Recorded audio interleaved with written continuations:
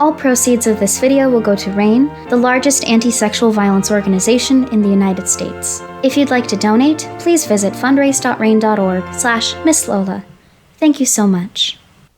Coming soon to own on video.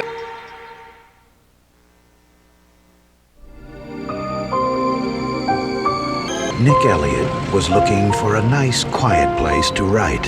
He thought he found it with the Forrester family. My landlord's kid, Marion. She's got a crush on you. What, are you saying I did something to provoke this? Well, did you? And now, our feature presentation.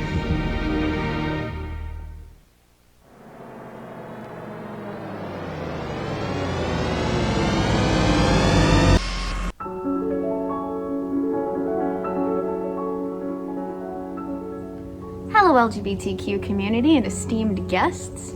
My name is Lola and welcome to my parents' backyard. There has always been infighting between two schools of thought when it comes to art. Some people place higher value on a given film's ethics and representation. Those we'll call moralists. And some place greater value on a quality Vladimir Nabokov once called aesthetic bliss. Those we'll call formalists. For me, a work of fiction exists only insofar as it affords me what I shall bluntly call aesthetic bliss. That is a sense of being somehow, somewhere connected with other states of being where art, curiosity, tenderness, kindness, ecstasy is the norm. This philosophical rivalry isn't new to the social media era, but social media has amplified the volume of it. I personally don't think aesthetics and morality have to live in opposition at all. Yet, for the sake of integrity, I must acknowledge that all works that dabble in aesthetic bliss are banking on the viewer's sense of fantasy. Me, I love summertime fantasy. I don't love hot weather, but I love what it brings out of people. Impatience, urgency. It's the time of year that we're the most in touch with the sensual world, for better and for worse. And that makes for a great story. Don't get me wrong, springtime stories can be exciting too. Spring is blossoming, awakening, but summer is like a ripe piece of fruit. Eat it today, it'll be gone tomorrow. So today, in questioning the ethical implications of consuming a formalist masterpiece, I'd like to ask a question posed long ago. Do I dare to eat a peach?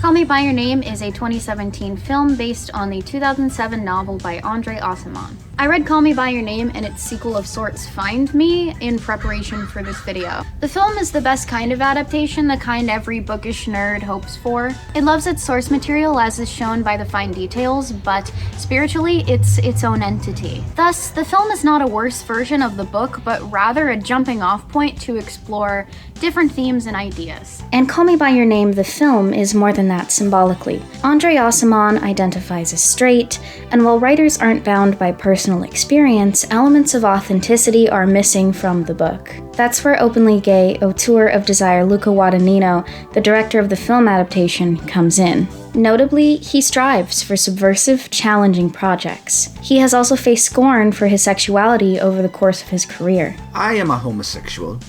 I didn't go to film school. There are lots of reasons certain contemporaries are not keen on me. The screenplay for Call Me By Your Name was written by James Ivory. Over the course of 44 years, Ivory worked with his partner Ismail Merchant on 40 films. Many of these films, queer period dramas and otherwise, were critical and commercial successes, but Ivory and Merchant were forced to keep their relationship a secret. That is not something that an Indian Muslim would ever say publicly or in print, ever.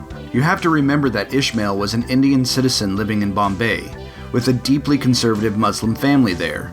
It's not the sort of thing he was going to broadcast. Since we were so close and lived most of our lives together, I wasn't about to undermine him. Ivory and Guadagnino make up much of the differences between the book and the film adaptation. There's also original music provided by American singer-songwriter Sufjan Stevens. It has been speculated that Stevens himself often writes about the nuances of queer identity. So when we decided to go away from the narrative first singular person of the book, we still felt that we needed to have a sort of godlike personality that was enveloping the film. Someone that was so honest and so bare in its, let's say, art, like Sufjan, would have been a wonderful voice to be added to the place and the characters of this film. So I would say he's another character in the movie. So when the urgency of the voice of Ellie and Oliver becomes strong in the movie, we start to get also the voice of Sufjan that goes with us until the end. Call Me By Your Name burned in development hell for a decade. It's a long and complicated story that ends with teen heartthrob Timothée Chalamet and Armie Hammer as streetcar-era Marlon Brando being cast as the leads. The screenplay's framing device was tossed when Sufjan Stevens declined to provide voiceover for the role of adult Elio. I try not to think about the alternate universe where that exists. A surprise hit, after an initial limited release in November of 2017, the film also received a general release in January of 2018. It also received widespread critical acclaim, accolades, and a passionate internet cult following. Also, hi, I'm editing, and I would be remiss not to mention that Lil Nas X dropped a huge song called Montero / Call Me By Your Name, which was wildly successful and very controversial. So the cultural relevance of this film actually kind of proved itself while I was writing this script through that song. So maybe in a future video I can cover that, but I'm really on the last legs of editing, so. However, the film has not been without its critics, and as the years go by, the criticism grows. Some of those critiques are good. Others, not so much. And when I said that I'd be covering this film, I got a lot of responses like, "Please do your research before praising what is essentially Lolita 2017. That phrase, do your research, is one I've been seeing online a lot as of late. I'm beginning to realize that when people ask me to do my research, often what they're actually asking me to do is condemn any piece of media deemed problematic. Which can sound a bit like a threat because the intent of this channel is to dissect controversial and complex media. That has been my mission statement from the beginning. As a survivor myself, I feel confident in my ability to respectfully and thoroughly research this film. So it's a bit frustrating when people say, You're going to talk about how problematic this movie is, right? The reality is that this film is complicated, and it has a lot to say about desire, queerness, and memory. Upon initial watch, I wondered why I hadn't seen any big comprehensive video essays about Call Me By Your Name and its surrounding criticisms. But upon writing, I realized one looming issue. So much of this film is told through implication. That's true for many films, but the vagueness of this one is intense. All show, no tell. Your enjoyment of Call Me By Your Name will most likely depend on how much you're willing to read into it. It's a strength and a weakness. This means some people walk away from it an absolute sobbing mess, like yours truly, and some people walk away from it feeling like they just watched 2 hours of nothing. Video essays are about coming to conclusions, one of my most frequent frustrations.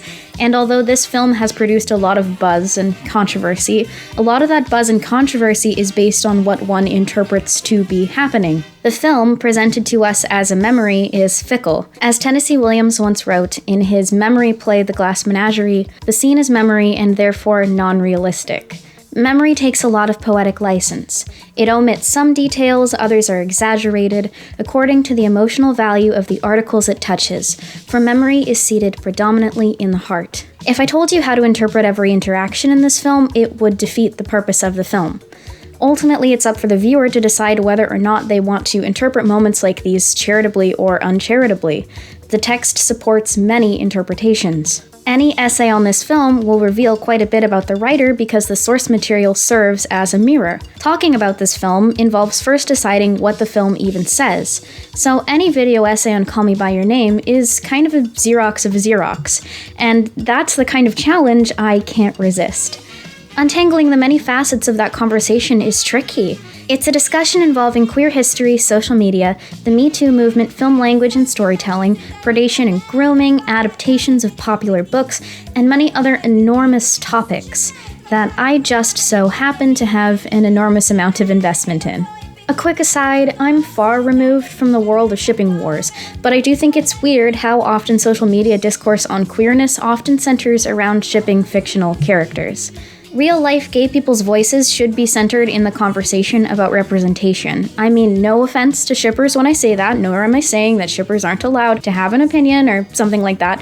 I just think viewing Elio and Oliver as a ship rather than as a popular mainstream depiction of gay romance is perhaps lacking in historical context, and although I like this film, I do think it's flawed and questionable in moments, and I never claim to be writing a defense of its content. Much of the fandom and criticism of this film is straight women, but I don't see much evidence of them being the intended audience. Although Luca Guadagnino is dedicated to the pursuit of universal themes, a lot of the subtext in this movie could be misinterpreted by a straight audience, and I think it often is. No, I'm not a gay man, but I do feel like my life as a bisexual person who has experienced grooming, comphet, internalized homophobia, and anti-gay harassment does make me a bit more equipped to discuss this work than most straight women. And there's something a little off to me about straight women who engage in, for example, gay shipping content, getting online and telling gay people what they are and aren't allowed to like or talk about.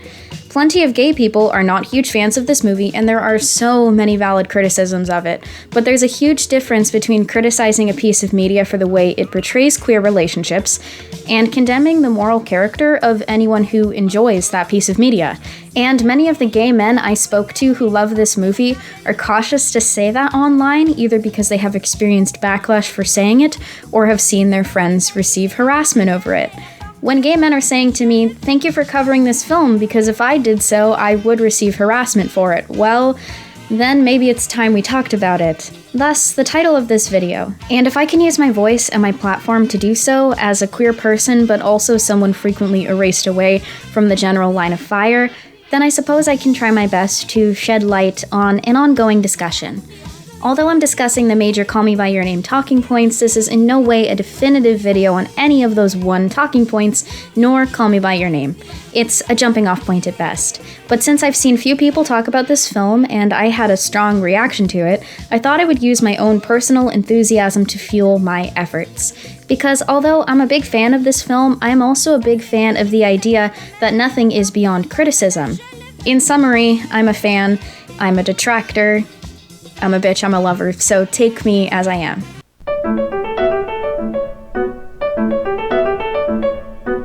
The northern Italian countryside, summer of 1983.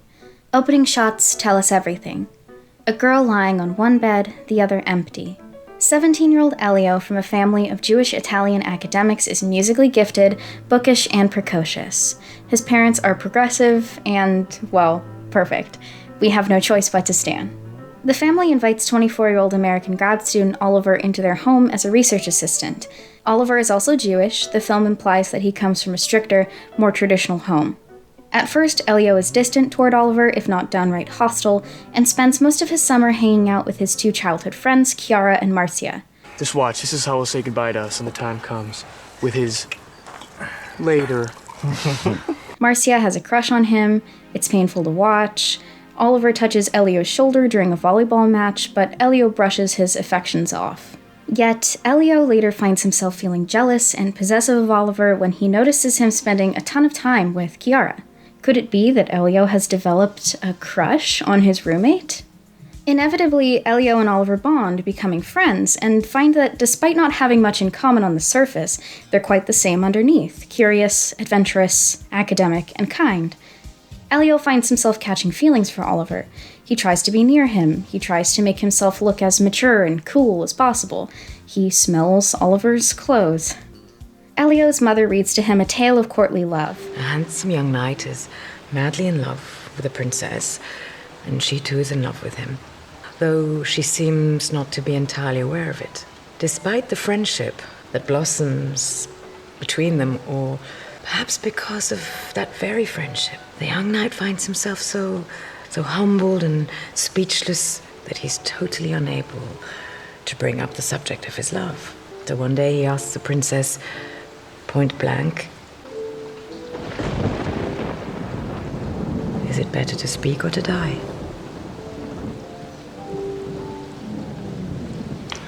Inspired by the story, Elio opts for a more direct approach with Oliver. He confesses his feelings. Is there anything you don't know? I know nothing, Oliver. Oliver, shocked, tells him that they cannot discuss such matters. Of course, Oliver later relents, and the two agree to meet in a secluded location that, from here on out, I'll be calling Monet's Berm, where they kiss for the first time. Oliver declines to go any further than that. Elio, on a journey of self-discovery, goes on a date with Marcia and has awkward sex with her, but this glimpse at sexuality only leaves him eager to be closer to Oliver. The two agree to meet at midnight and consummate their relationship. Afterward, Oliver says to Elio, "Call me by your name and I'll call you by mine. Elio. Oliver. Elio." It's, an enigma wrapped in a metaphor. Elio, sexually frustrated and conflicted about his feelings, fakes sick and vents his sexual frustrations by masturbating with a peach. It's, an enigma wrapped in a metaphor. Elio and Oliver despair about how much of the summer they have wasted. Meanwhile, Elio's parents, who know about Elio and Oliver but haven't said anything to them directly, recommend the two get away for a few days before Oliver flies home. It's worth noting, too, that Elio's parents approve of Oliver and at this point consider him a kind of family member. Before they leave, Marcia confronts Elio about his distance. He can't fake affection for her anymore, and she leaves heartbroken. Oliver and Elio head off for vacation and spend a few romantic days together running through the fields and dancing in the streets after dark and stuff like that. Sufjan Stevens' Mystery of Love plays. It's green and ethereal and fun. At least, mostly. There's some puke too, but then it's over. At the train station, Elio calls his mom and asks her to pick him up, breaking down. On their way home, he runs into Marcia, who expresses, if not full understanding of the situation, an immense amount of compassion. Elio and Marcia agree to be friends forever, and she seems to have some inclination why it must be that way. Back home, World's Best Dad sits Elio down and confesses that he, himself, almost had a homoerotic relationship in his youth, but it never quite came to fruition. He urges Elio to let himself feel his emotions rather than push them down and become jaded. And it's one of the best monologues I've ever heard. 6 months later, Oliver calls to inform Elio that he misses him, he remembers everything that happened, and he's getting married. In the final one-shot sequence, Elio weeps in front of a fireplace while the entirety of Visions of Gideon plays. His mother calls his name. End of film.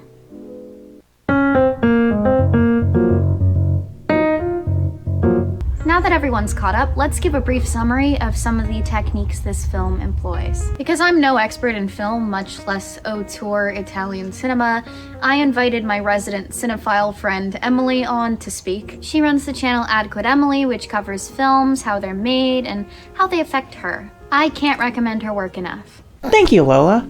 Now, discussing Luca Guadagnino as a director and looking at his influences and what he gets his style from, there is one important thing you need to know. And that is that Luca Guadagnino is a massive film dork. A lot of directors are.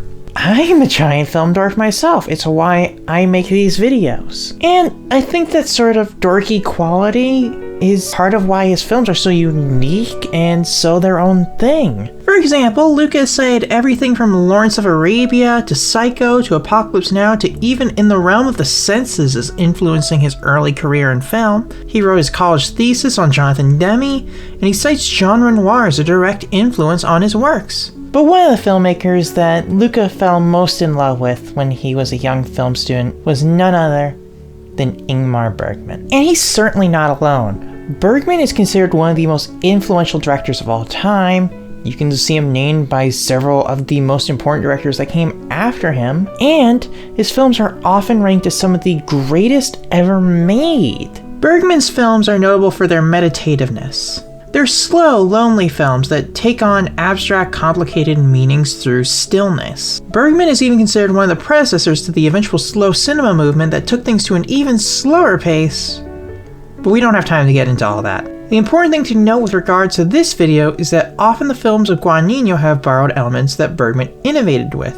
Things like the use of still frames with little movement and lots of free space, slow paces that allow character emotions to feel more subtle and growth, and a key use of silence in key moments. But something else that can't be ignored is where Luca is from, Luca's country of origin of Italy. Italy has one of the most fascinating film histories of all time because it's so influential and yet isolated from the rest of the world. For example, Italy had several movements, but a lot of them had this connecting tissue of using post-sync sound or dubbing for most of their runtime, when most films were just using on-set audio. And while Luca certainly doesn't limit himself to his home country, you can see bits and pieces of several Italian filmmakers in his films, and he would be the first to admit that. The spirit of freedom and more episodic storytelling of the Italian neorealists, particularly Roberto Rossellini, the romanticism of Federico Fellini, the moral quandaries of Piero Pasolini. But the Italian filmmaker I seem to see the most of in Luca's work is a man by the name of Bernardo Bertolucci. Before I get into Bertolucci, I feel it necessary to let you know that some information has come out about him in recent years that has made his legacy have a certain black mark on it. That doesn't mean his influence isn't important to cinema, but I do think if you're going to look into Bernardo Bertolucci as a director, you do need to know this information. You can look it up on your own free time.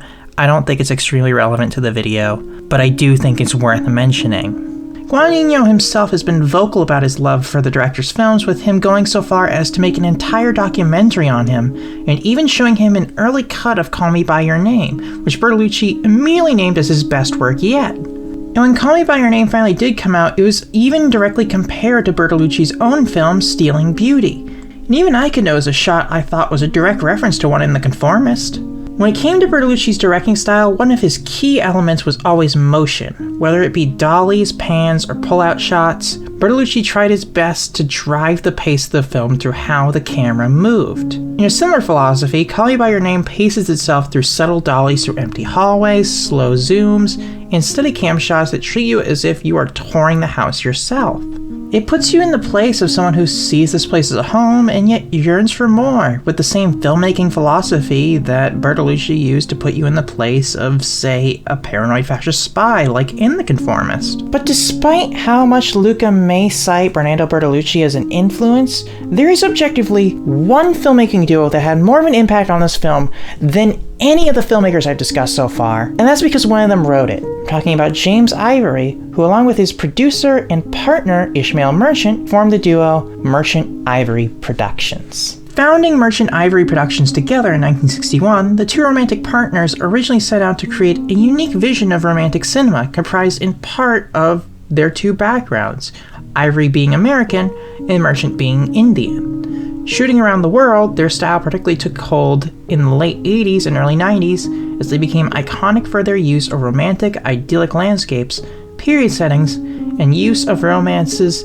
seemingly doomed to never end cleanly. None more influential in Call Me By Your Name than the film Maurice, an important piece of queer cinema released when the concept of queerness at all was a rarity. The film, in a sense, reflects a similar quiet stillness among classical landscapes that Call Me By Your Name does, with the same knowing fear that this all must remain a secret. Obviously, the two films diverge in other ways, but they remain similar in that aspect. Maurice and Elio are, in a sense, kindred souls in the fact that their love cannot be public, no matter how much they want it to be. And I think Ivory's own reflections on that film play a role into his crafting of the screenplay. Now, something as nebulous as influence is really hard to track down, and I'm gonna be honest, this is not an exact science. But what breaking down these influences can do is give you a greater appreciation for the filmmaking techniques used and why they were chosen. Anyway, back to you, Lola. And that's what you missed on the Desire Trilogy. Call Me By Your Name is the last film in Luca Guadagnino's Desire trilogy, 3 films made over the course of the last decade that cover desire and its consequences. So to prepare for this video, I watched through them, and it was a surprisingly fruitful venture. The questions raised in these films are familiar to any who've studied Jacques Lacan. Lacan theorized that our appreciation of images is correlated not only to our own desire, but also the way in which we perceive the other. Lacan's theories were most notably employed by Laura Mulvey in her 1973 essay, Visual Pleasure and Narrative Cinema, which covers the male gaze, the way in which male spectators project themselves onto male protagonists, thus possessing the women depicted. Mulvey's theory of male gaze can be applied similarly in queer theory. Queer people have usually been spectacle, not spectators. And Guadagnino's works are fascinating because he encourages us to project ourselves upon his female and/or gay protagonists. In these works, desire also clashes with capitalism. Guadagnino has described the economic system as antithetical to personal freedom and pleasure. These films see nature as aligned with desire and divinity. In I Am Love, Tilda Swinton's character abandons her life as a wealthy matriarch when she falls in love with a young chef. She is inspired to do so by her daughter, who comes out to her as a lesbian and encourages her to follow her heart. Dobbiamo decidere se siamo coraggiosi. Sono stata insieme a una ragazza. Non so se la vedrò ancora, ma è stato bellissimo.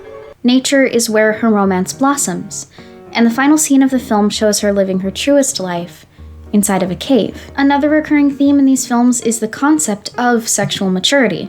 Dakota Johnson's character in A Bigger Splash is a deconstruction of the young seductress archetype.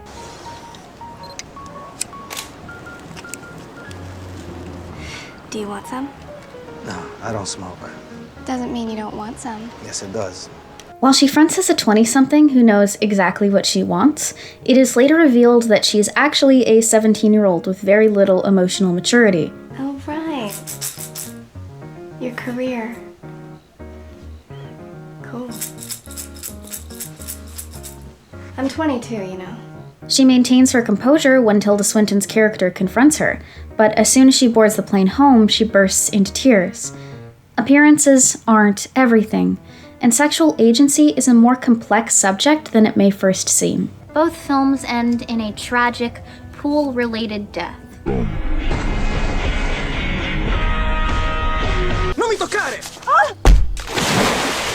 But Call Me By Your Name has a bittersweet finale. No one dies, and Elio is framed as right in pursuing his desires. So while the ending of Call Me By Your Name is heartbreaking on its own, it's a thematically positive ending to the Desire trilogy.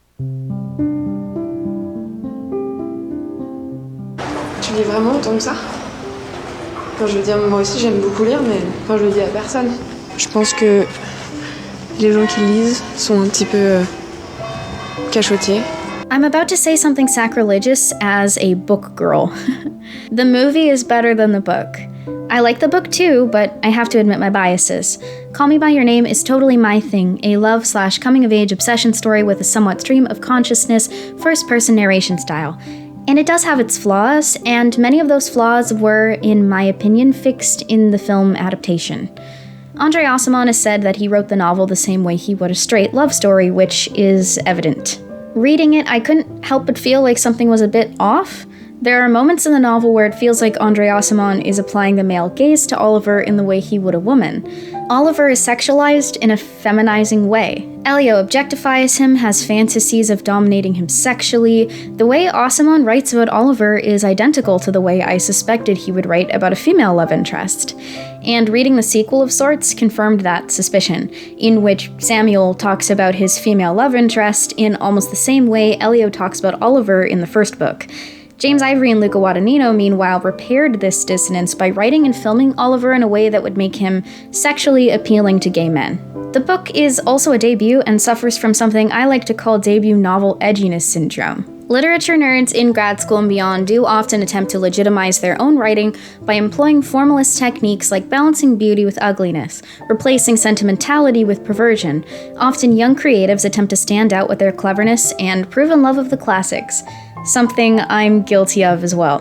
But the end result is often edginess without intention.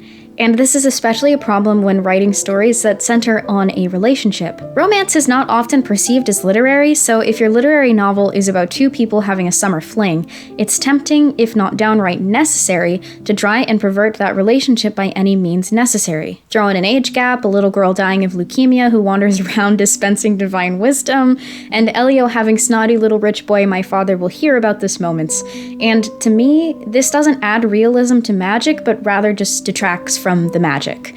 The reasons for this vary all the way back to modernism's disdain of romanticism, to the popularity of Harlequin romance novels and sexism, to the ubiquity of books that are not love stories but center on a protagonist becoming romantically obsessed with someone, like Love in the Time of Cholera or Lolita, or more recently, Carolyn Kepnes's You series.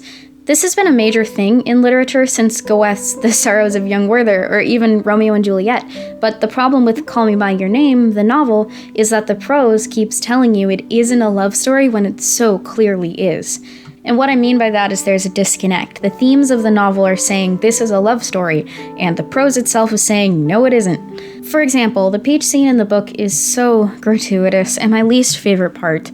Oliver eats the peach after Elio repeatedly begs him not to. Elio weeps. The peach itself is compared to a sexual assault victim, and it's very obvious, especially upon rewatch, that so much of what was removed from the film adaptation was deliberately rewritten to make it less problematic and more, well, gay. The semi-unreliable narration of the entire book clashes with the themes, in my opinion. Like, Oliver reading the peach in the book symbolizes his desire to show that he loves even the parts of Elio that could be considered dirty or sick or perverted. And that in loving someone and becoming more like them, you consume parts of them figuratively. Like, you can try to sell that to me as 9 Inch Nails, but all I'm reading is in sickness and in health. This is a very romantic moral theme in a book that's masquerading as a non-moralistic aesthetic bliss obsession narrative. Like, wow, enjoying the filthy parts of someone's personality. I'm 14 and this is deep. I'm like the jonquilor. Sometimes I dip my fries in my ice cream. The screenplay in response removes this cognitive dissonance by making Call Me By Your Name a romance, which we'll touch more on in depth later. Finally, I must mention that I explicitly encourage you to Google Andre Acimon's controversies. That said, academically speaking, it's a major leap of essentialization to disengage with the film because of questionable statements by the author of the book the movie was based on. Kind of like asking your friend to skip Fiona Apple's cover of Across the Universe because John Lennon was abusive to his wife. I mean, you're allowed to have that opinion, but it seems like kind of a weird place to draw the line. Technically, the lyric words are flowing out like endless rain into a paper cup refers to Cynthia Lennon talking at length about something John didn't want to hear, and Fiona Apple's cover was written by Lennon-McCartney, but her cover isn't popular because he was abusive to women, and it has its own popularity outside of being a Beatles cover.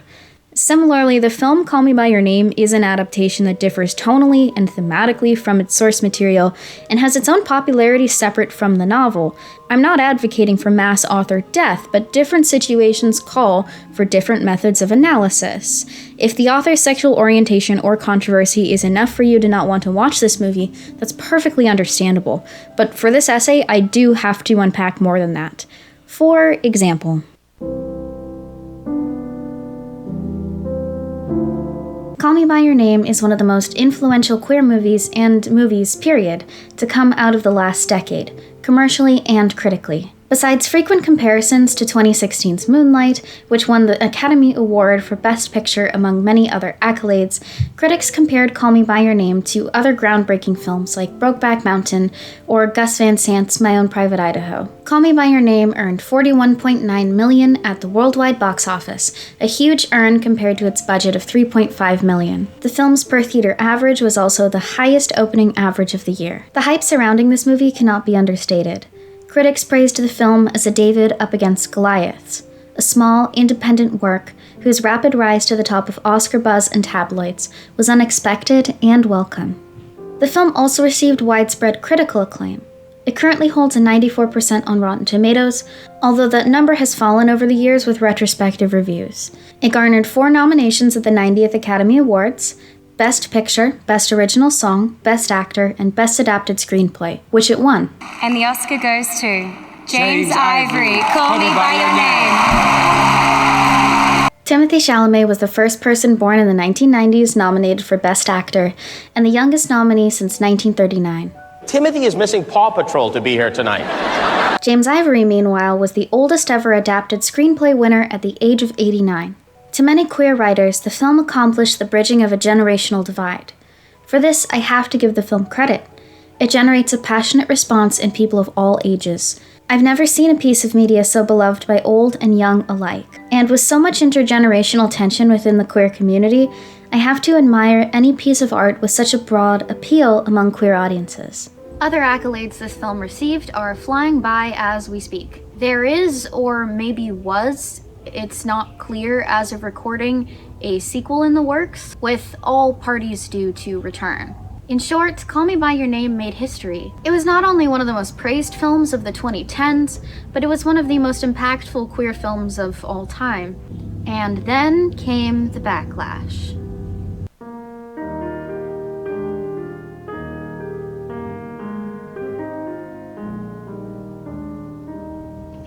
Call Me By Your Name is set in 1983 and does not once mention the AIDS epidemic. Some viewers felt that this was glamorizing via 1980s nostalgia aesthetics, a time that was painful and traumatizing for many, if not most, queer men. There are a few historical facts to consider.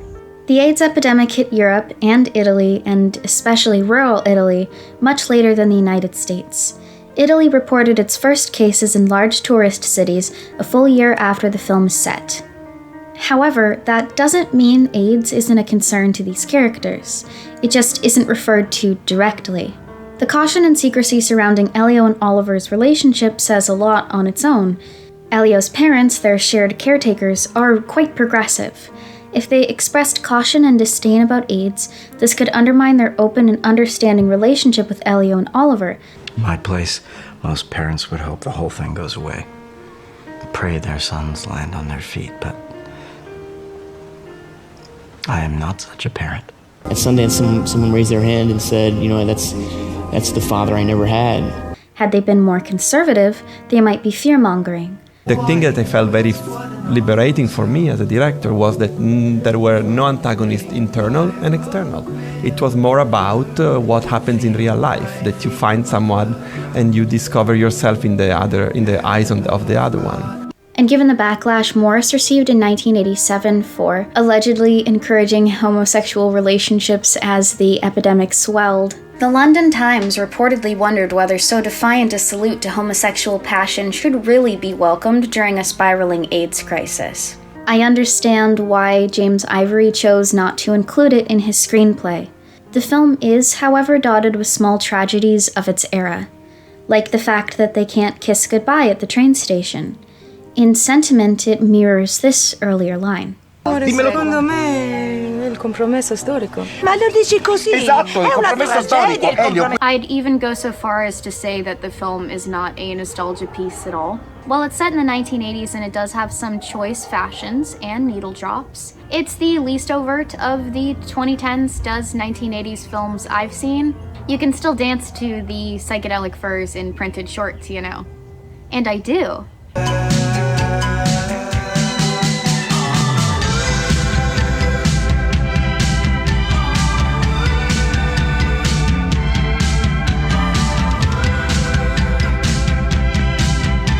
Besides, why should we portray queer youth as exclusively doom and gloom in any era?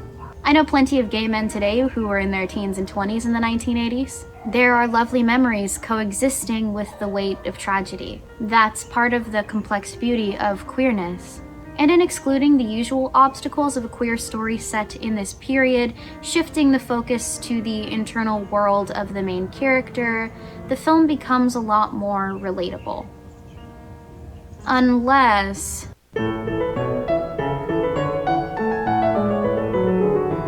The setting of Call Me By Your Name is bougie, but in a low-key kind of way. An Italian tourism psyops, if you will. I'm just gonna read this. And in fact, the Italian Ministry for Cultural Heritage Activities and Tourism in large part made the film possible. Like, they're not eating off of gold plates, but they do go swimming in various serene waters approximately 6 separate times. The film is beautiful to look at, but not everyone was thrilled with yet another movie where conventionally attractive white people bathe and read and lounge and bathe and read and lounge and bathe and read. So, does the setting undermine the story? Does it make the love and coming-of-age plots less relatable, less interesting? I actually think the exquisite indoor settings serve as a deliberate contrast to the sunny exteriors. This highlights one of the film's main themes. Elio and Oliver's romance doesn't take place on the velvet chaise. It takes place outside, in the forest, cycling through the fields, splashing in the cold waters of Monet's berm. Even when they're within the house, trees outside of it come to represent them. By the way, tangent, whoever did sound design for this movie is a genius, and I aspire to their craft. Come here to read, Can't tell you the number of books I've read here. This exchange is the most pivotal tone shift in the film. Well, you seem to know more than anybody else around here. Well, if you only knew how little I know about the things that matter. This is pretty indicative of how, despite the wealth of these characters, the aspiration is not material possessions. Nature represents freedom and liberation. The film is also set at the intersection of queerness and Jewish faith. I used to have one of these. You used to? Yeah. How come you never wear it? My mother says we are Jews of discretion. Not only does Guadagnino frame Elio and Oliver's romance as natural, as God might have intended, but he frames it as divine. Contrasted with heterosexual romances, Elio and Oliver's relationship is the spiritual one, which is astounding when you consider how a common homophobic talking point is how unnatural and sinful queer romances are. Or, as Elio's father put it, When you least expect it, nature has cunning ways of finding our weakest spot. Guadagnino, to his credit, has a complicated relationship with his homeland, as many artists do. In fact, he's spoken out on many occasions about his disdain for the Italian film industry's romanticization of rural Italy. He views his relationship with the tourism industry as a necessary evil. I am very interested in revolutionary beauty than in the great beauty, to be honest. Italian cinema is now mostly a bureau of tourism. Still, if seeing upper-middle-class white people talk about philosophy and classical music for 2 hours is not your thing, this may not be the film for you. But as someone who will likely end up an academic, I am rabidly jealous of Elio's upbringing. However, it does have something to say about artifice. Speaking of which...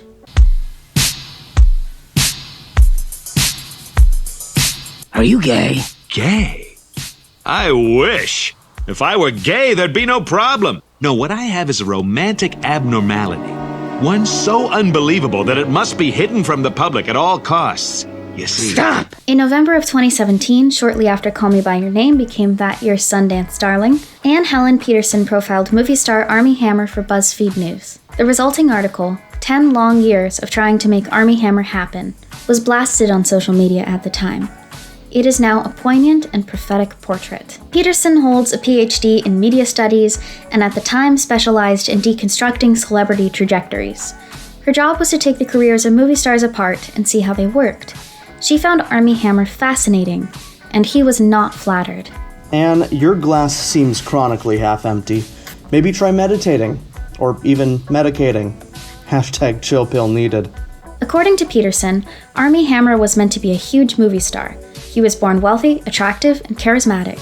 So why did it take 10 years for it to happen? Well, first there was a string of failed projects meant to make Hammer into Hollywood royalty. He played twins in The Social Network, co-starred with Leo DiCaprio and J. Edgar, and was in Mirror Mirror, The Lone Ranger, and The Man from UNCLE. All movies expected to be much bigger hits, and none of them were. And then came Call Me By Your Name and this subsequent viral clip.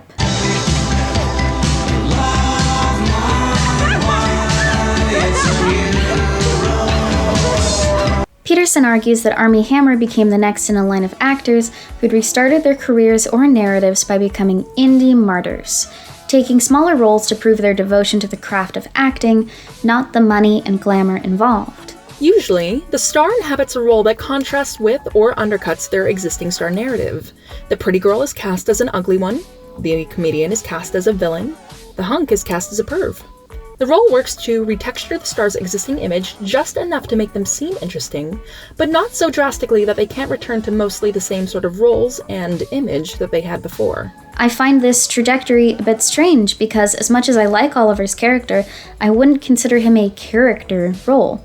Nonetheless, Call Me By Your Name became one of the most talked about films of the year, and the positive critical response launched a publicity campaign on the part of Team Hammer. This campaign presented Hammer not as a failed A-list movie star, but rather as a strange and sensitive soul who'd finally found his calling making foreign artistic films, not American blockbusters. Take this November 2017 interview with Vulture where he speaks in his coy and suspiciously unpretentious way about realizing that what he really wanted all along was indie stardom. All of a sudden, I realized I was being shoehorned into something that was different than what I expected or wanted out of this business. When you're sitting in an acting class when you're young, they tell you about the ideal experience on a project, where you work on a movie that challenges you and draws something out of you. but you don't get that in big movies. Hammer was also one of the fiercest defenders of the film's content, its queerness, and its age gap, which we'll get to. 24-year-old man, 17-year-old boy, stop, as they quietly chip away the last barriers of decency. Hashtag NAMBLA. Didn't you date a 19-year-old when you were 60? Well, obviously it's not good he choked his wife. Wow. No. I wasn't trying to make some bold statement or anything. It's just that choking your wife is bad.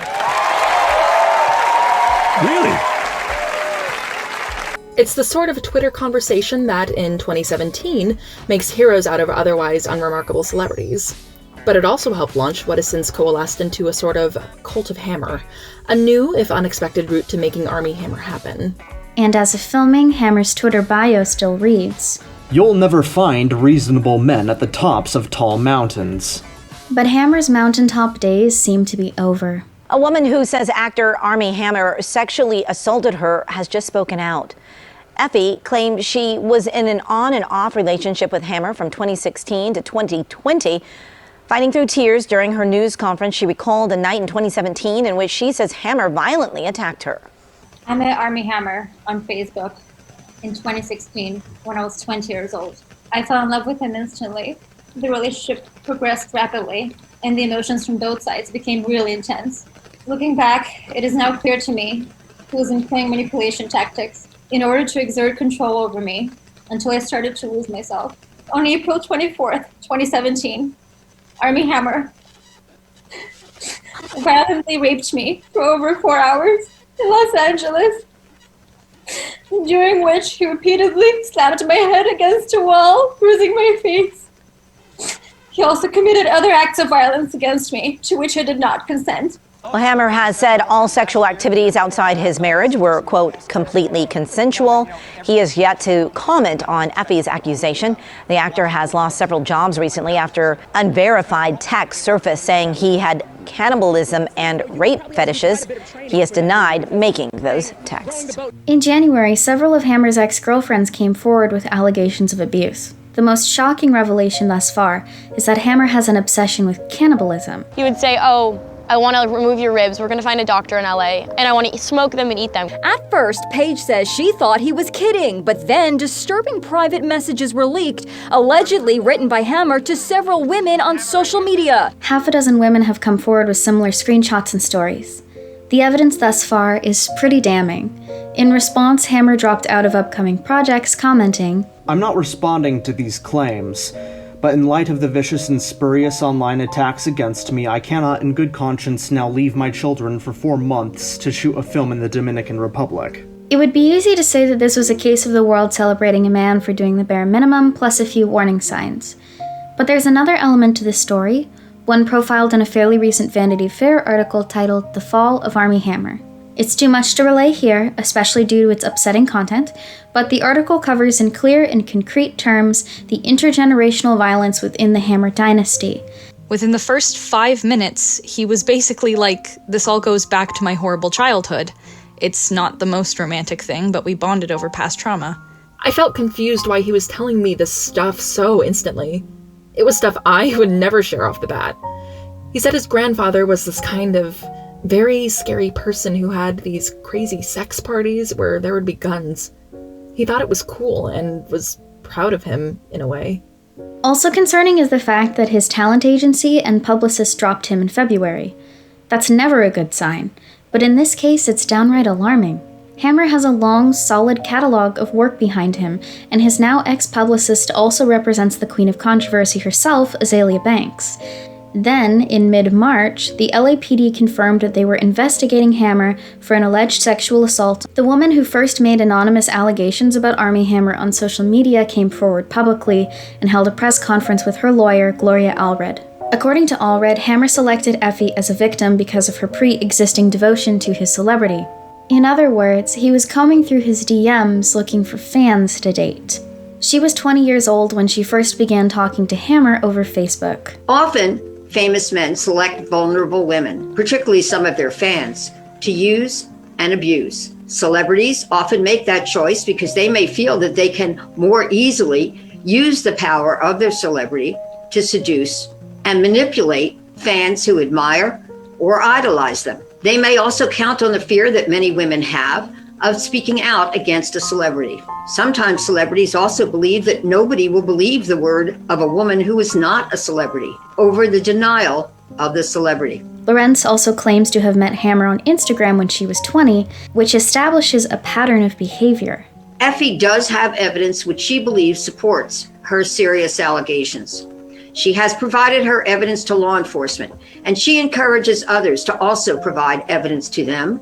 We look forward to learning if Mr. Hammer, rather than his representatives, will be willing to assist investigators in their search for the truth.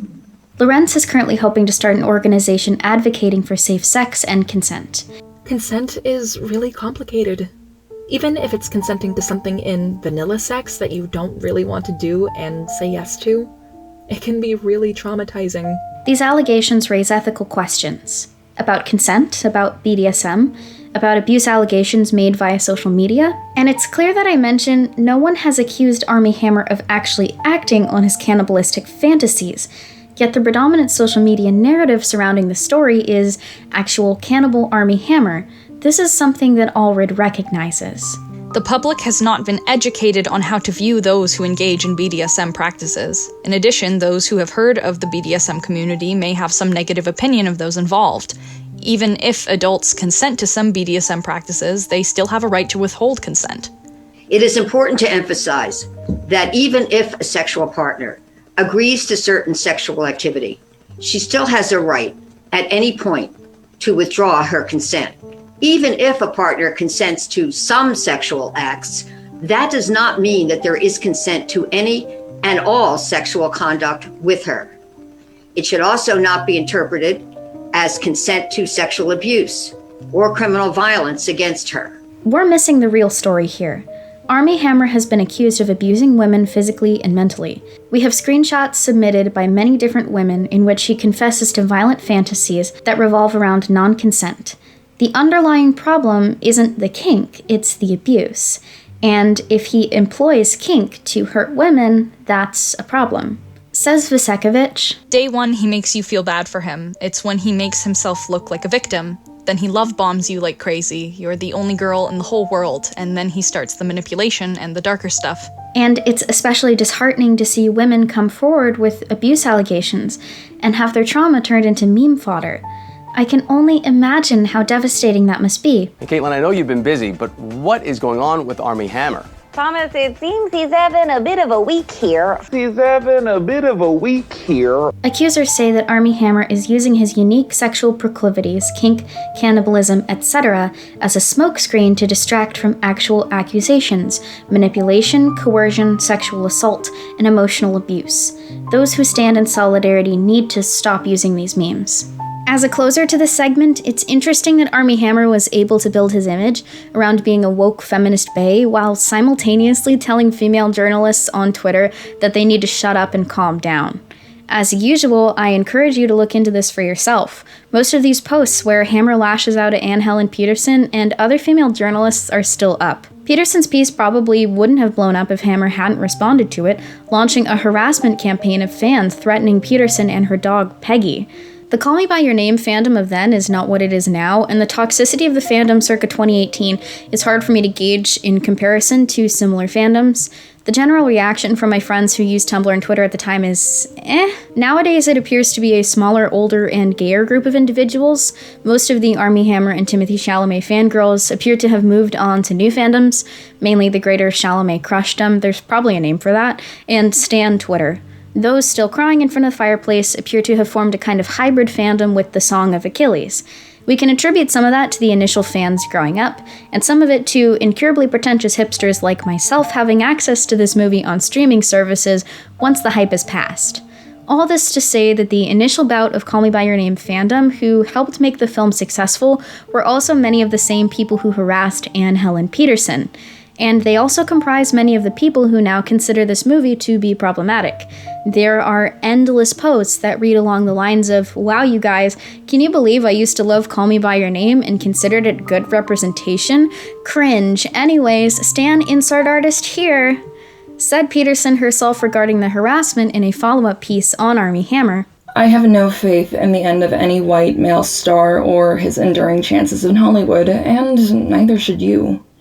So long as our attachment to individual stars makes us resistant to questioning the existing dynamics of power, this is the scenario we are going to reproduce. In the recent tweets of my piece, people mention lots of red flags here, and it was all spelled out there. I could never predict this specific trajectory, but somehow, even with discussion of hypothetical fantasy cannibalism, it is not surprising, because nothing about the endgame of unfettered white masculinity is surprising. The leeway 76 afforded these men is unceasingly astounding. Hammer was sloppy with the receipts the way someone is accustomed to getting away with shit is sloppy. The way someone with a massive family fortune to fall back on is sloppy. Publicists will learn from this, but it will teach him nothing. In light of the way it boosted his career, there is righteous anger to be had in how Call Me By Your Name made Hammer happen. He was praised for his supposed bravery and allyship while performing as a gay man, all while actively, unapologetically benefiting from the systems that hold down the people he claimed to champion.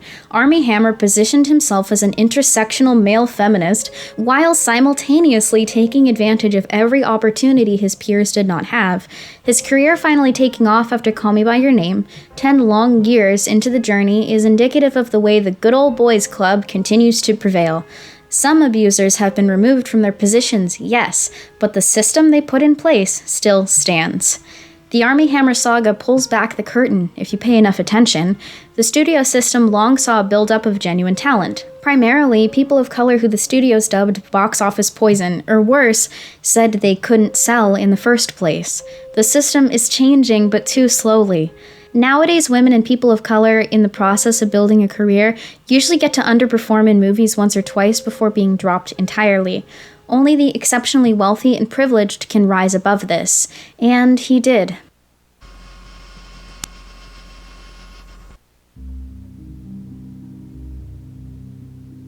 And thus we've arrived. Without a doubt, the most controversial element of this film, and the one most have contention with, is the age gap. And for good reason. Elio is 17, Oliver is 24. Yikes. I don't like this. 7 years is a lot, especially between those two ages developmentally. Those are two completely different stages of life, and I sure wish the age gap weren't 7 years. But I'm not going to condemn this film for containing the age gap without examining it further. A work of fiction portraying something doesn't mean that said work of fiction is glamorizing or condoning it. And that might sound strange coming from me, but hear me out, alright? I want my coverage of this subject matter to be respectful. It would be easier for me, a survivor of sexual violence, to interpret this film as uncharitably as possible. In fact, the initial draft of the script did exactly that. I've spent so much time as a survivor attempting to excuse the actions of those who hurt me. I don't want to spend another minute doing that or justifying narratives that glamorize it. But then I looked a little bit deeper and I realized I was building my argument from the top down. A table needs legs to stand on, so let's build some legs. As stated earlier, so much of the problem in examining Call Me By Your Name is the fact that the story relies so heavily on implication. Much like a good novel, Call Me By Your Name gives us all the pieces, but does not tell us how to put them together. But some crucial moments can be interpreted charitably or uncharitably. This line, for example, I don't want you to regret anything. And I hate the thought that maybe I may have messed you up. I don't want either of us to pay for this. No, it's not like I'm gonna tell anyone. You're not gonna be like in any trouble. It would be easy to interpret this as Oliver confessing guilt over the age gap. But Occam's razor dictates that Oliver is probably having a crisis of sexual orientation. I don't want you to regret anything. And I hate the thought that maybe I may have messed you up. Why else would he be saying this in public? He's already being seen with Elio. This, to me, reads like someone contemplating his position within the closet. Someone who knows that homosexuality is a lot more legal but nonetheless socially stigmatized in Italy. What exactly is the point of him saying, I would kiss you if I could, if it would be perfectly normal for an age gap such as this to exist on a public street if they weren't gay? This is all one train of thought. Oliver is experiencing shame related to compulsory heterosexuality, but that's just my interpretation. Queer relationships often have much wider age gaps due to a variety of factors. There's the fact that there's less queer people, for one. If you're young and you don't live somewhere metropolitan, your options may be limited. But queer spaces are also safe spaces, and many young gay men are inclined to enter relationships with older men for their own protection from external forces. Elio is lucky to have the world's best parents. In real life, however, a lot of young queer men seek safety from abusive, oppressive, and downright dangerous households in the arms of older men who can financially and emotionally care for them. Not only that, but they can introduce them to a new circle of people, like-minded queer people. From one interview I did. When you're just coming to terms with what you are, especially in a repressed homophobic society, you're gonna end up forming attachments to people who actually have their shit together. It's a common experience. A caveat. I'm not saying age gap relationships good. I'm saying that there are societal causes for them that extend beyond the myth of gay men as predators. Stigmatizing all consensual age gap relationships is a slippery slope, and it can lead to the erasure of queer history and the removal of agency. Let's address a popular narrative within criticism of this film, that Oliver grooms Elio. Grooming is a word frequently misused in internet spaces, so let's define it. Grooming is when a predator establishes an emotional connection with a minor to gain trust and lower inhibitions. The goal of grooming is sexual abuse, which often doesn't happen until after the victim reaches the age of consent. Grooming can happen in person or online. It is also used not only in interpersonal relationships, but as a tactic to engage minors in trafficking and sex work. But grooming also involves a defined system of behaviors.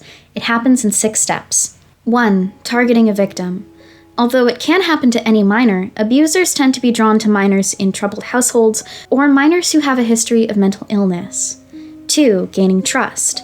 Next, the abuser attempts to get the victim to let their guard down with friendliness. They look for needs to exploit, and these behaviors can be tough to spot, but often include the groomer giving gifts, making promises, arranging special outings, providing individual attention, divulging secrets or deeply discussing their personal life, providing access to illicit materials the minor may not otherwise have access to, like alcohol or cigarettes. And usually during this phase, if confronted about their behavior by the parents, groomers accuse the minor of lying. 3. Filling a need.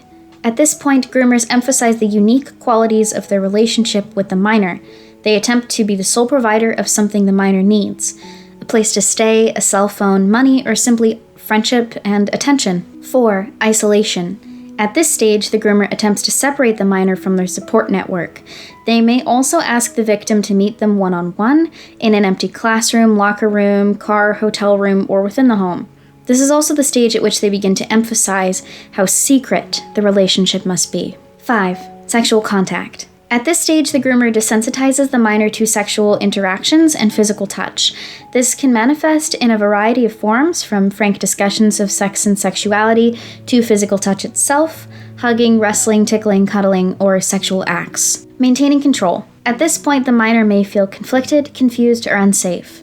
In response, the groomer assumes an abusive form of damage control, victim blaming, asking for sympathy, gaslighting, threatening, or even becoming violent. So is Elio and Oliver's relationship grooming? The circumstances by which Oliver and Elio come into close proximity have nothing to do with Oliver's agency.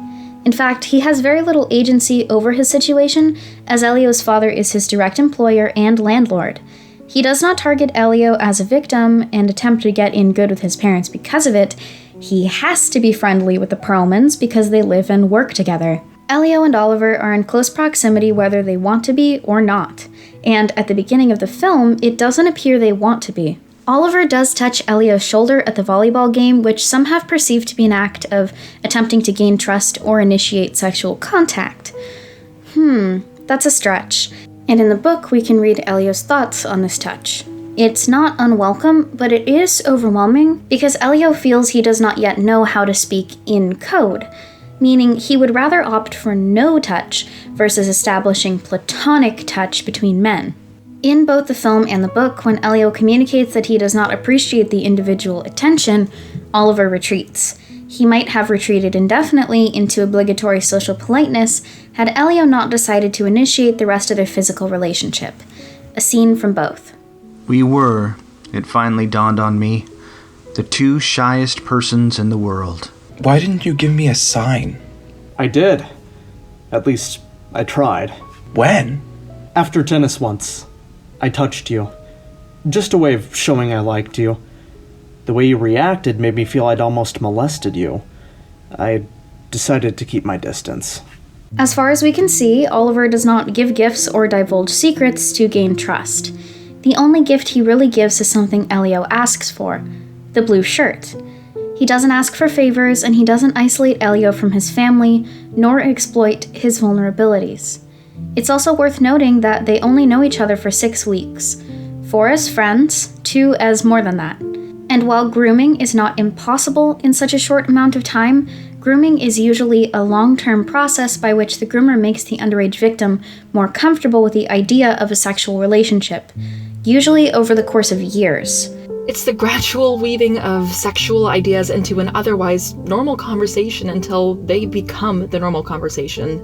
And then slowly, inexorably, things move beyond conversation. I'm not a psychologist, but from what I can tell and from those I have spoken to, Oliver does not fit the criteria for grooming behavior. And I actually want to focus in on Oliver for a moment because I feel like many are rather uncharitable about his motivations. Much of the dislike for him reeks to me of...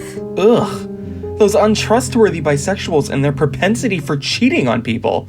They can't be trusted. When in fact, it might just be that Oliver, not Elio, is the more tragic of the two leads. And if anyone's boundaries are crossed and disrespected in this movie... Am I offending you? Let's put a pin in that. There's a lot that this film leaves unsaid, but we do know that Oliver was raised in a stricter household than Elio.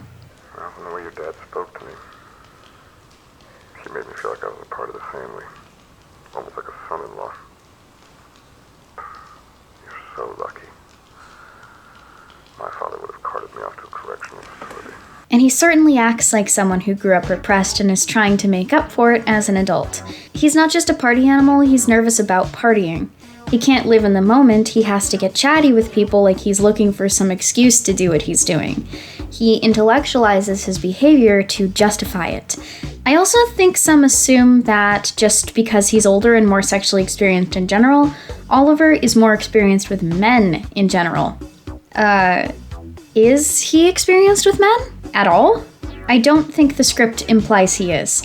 In fact, if anything, I'm leaning no, he has not had sexual relations with men before. Consider how he struggles to flirt with Elio or even indicate an interest because he's trying to treat him the way he would treat a woman. I don't think anything about his sexual behavior indicates experience with men either. He does a lot of experimenting, flitting from one moment to the next anxiously, initiating words of affirmation. Because that's what the Elio, Oliver refrain is, isn't it? Try saying that 5 times fast. Not in this symbolic form, but in its most literal form, it's their way of expressing affection and receiving reassurance that what they're doing is good. Goodness is something Oliver seems to be in conflict with over the course of the narrative. I know myself, okay? And we've been good. We haven't done anything to be ashamed of, and that's a good thing. I want to be good.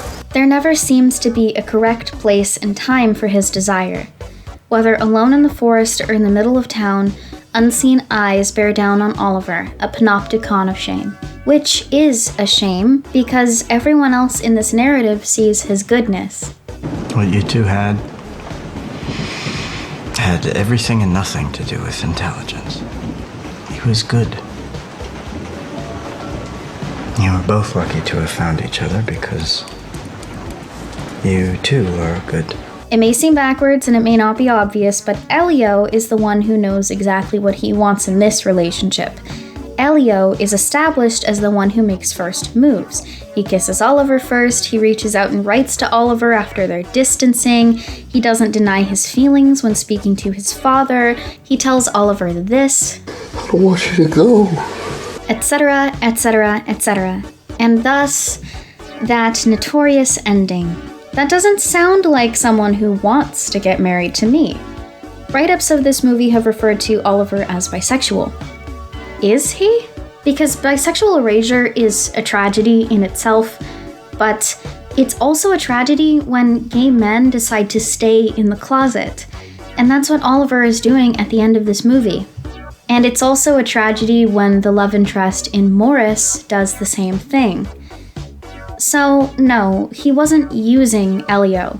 He betrayed Elio, yes, he was a poor communicator, he was frightened, and he definitely does not have the support system that Elio does. He is facing external factors outside of his control. In this way, he mirrors Elio's father, who, of all the characters in this film, is the most likely bisexual. Muscles are firm, not a straight body in these statues, they're all curved. Sometimes impossibly curved, and so nonchalant, hence their ageless ambiguity, as if they're daring you to desire them. I suspect part of the reason many who watch it fail to sympathize with Oliver in this moment is because we are inclined to view Elio as the primary protag and live vicariously through him. We feel his heartbreak and betrayal over Oliver. These are the last moments of the film, and they ache.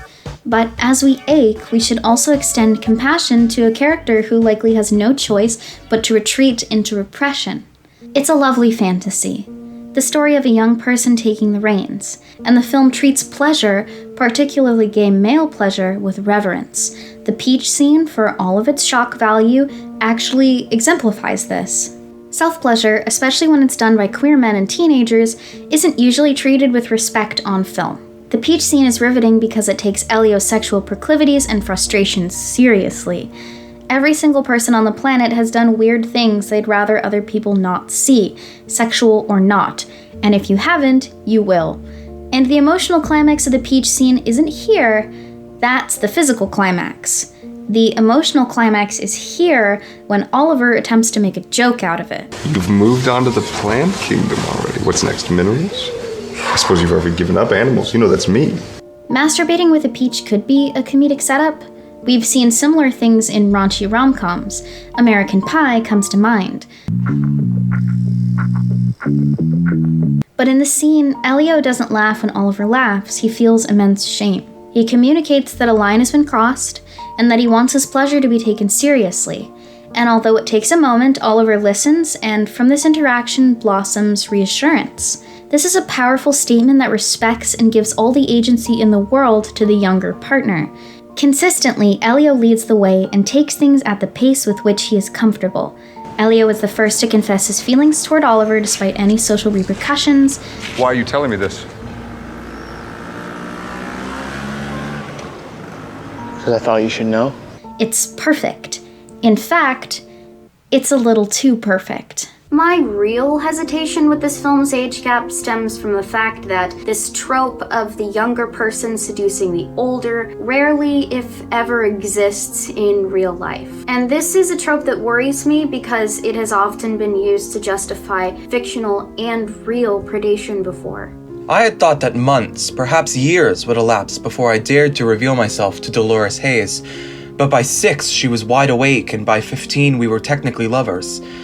I am going to tell you something very strange. It was she who seduced me.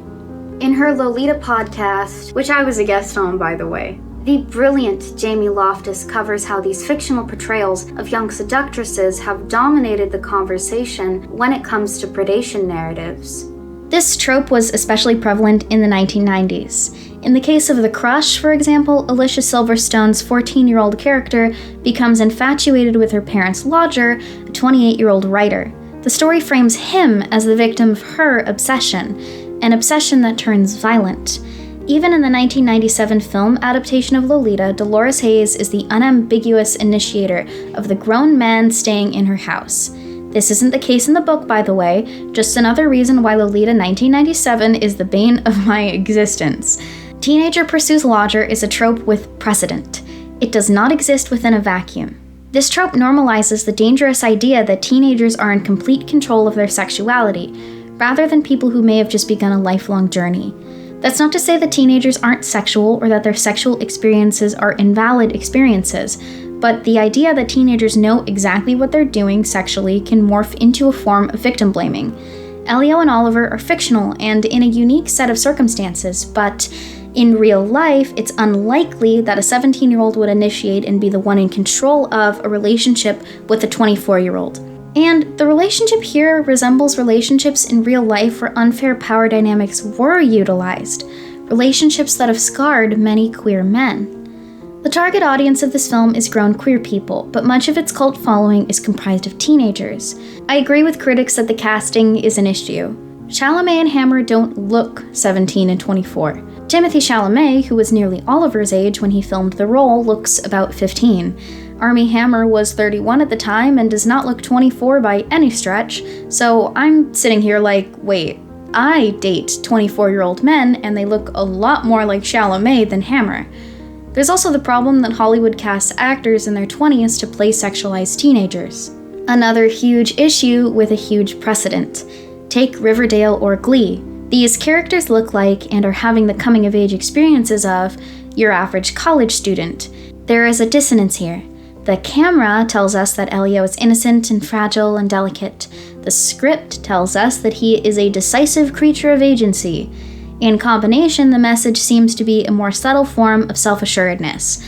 But the camera can often leave a more powerful impression than the script, especially in a visual medium. I want to stress this point in particular, if I may get all TV tropes for a second. Your mileage may vary. If you cannot watch Call Me By Your Name because it too closely resembles your own personal experience, that is obviously fine. It is with all the love in my heart that I express how sorry I am if that's the case. Any trauma response you may have to this piece of media is obviously not your fault. I know firsthand how difficult it can be to navigate pop culture with trauma. For example, I can't watch Thelma and Louise because it has a graphic sexual assault attempt near the beginning. But does that mean it's a bad movie? No. It's a brilliant and nuanced portrait, one I greatly admire, that shaped the way cinema works today. But it is the duty of each of us to navigate our own mental health journeys. I use the website Does the Dog Die? It breaks down some of the most common phobias and triggers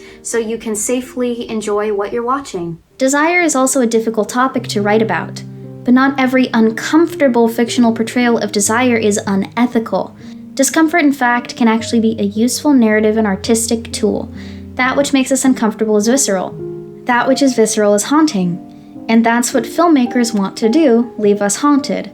A lot of writers employ age gaps in their fiction for this exact reason. It makes us uncomfortable, and that makes us examine the relationships portrayed with a higher level of scrutiny.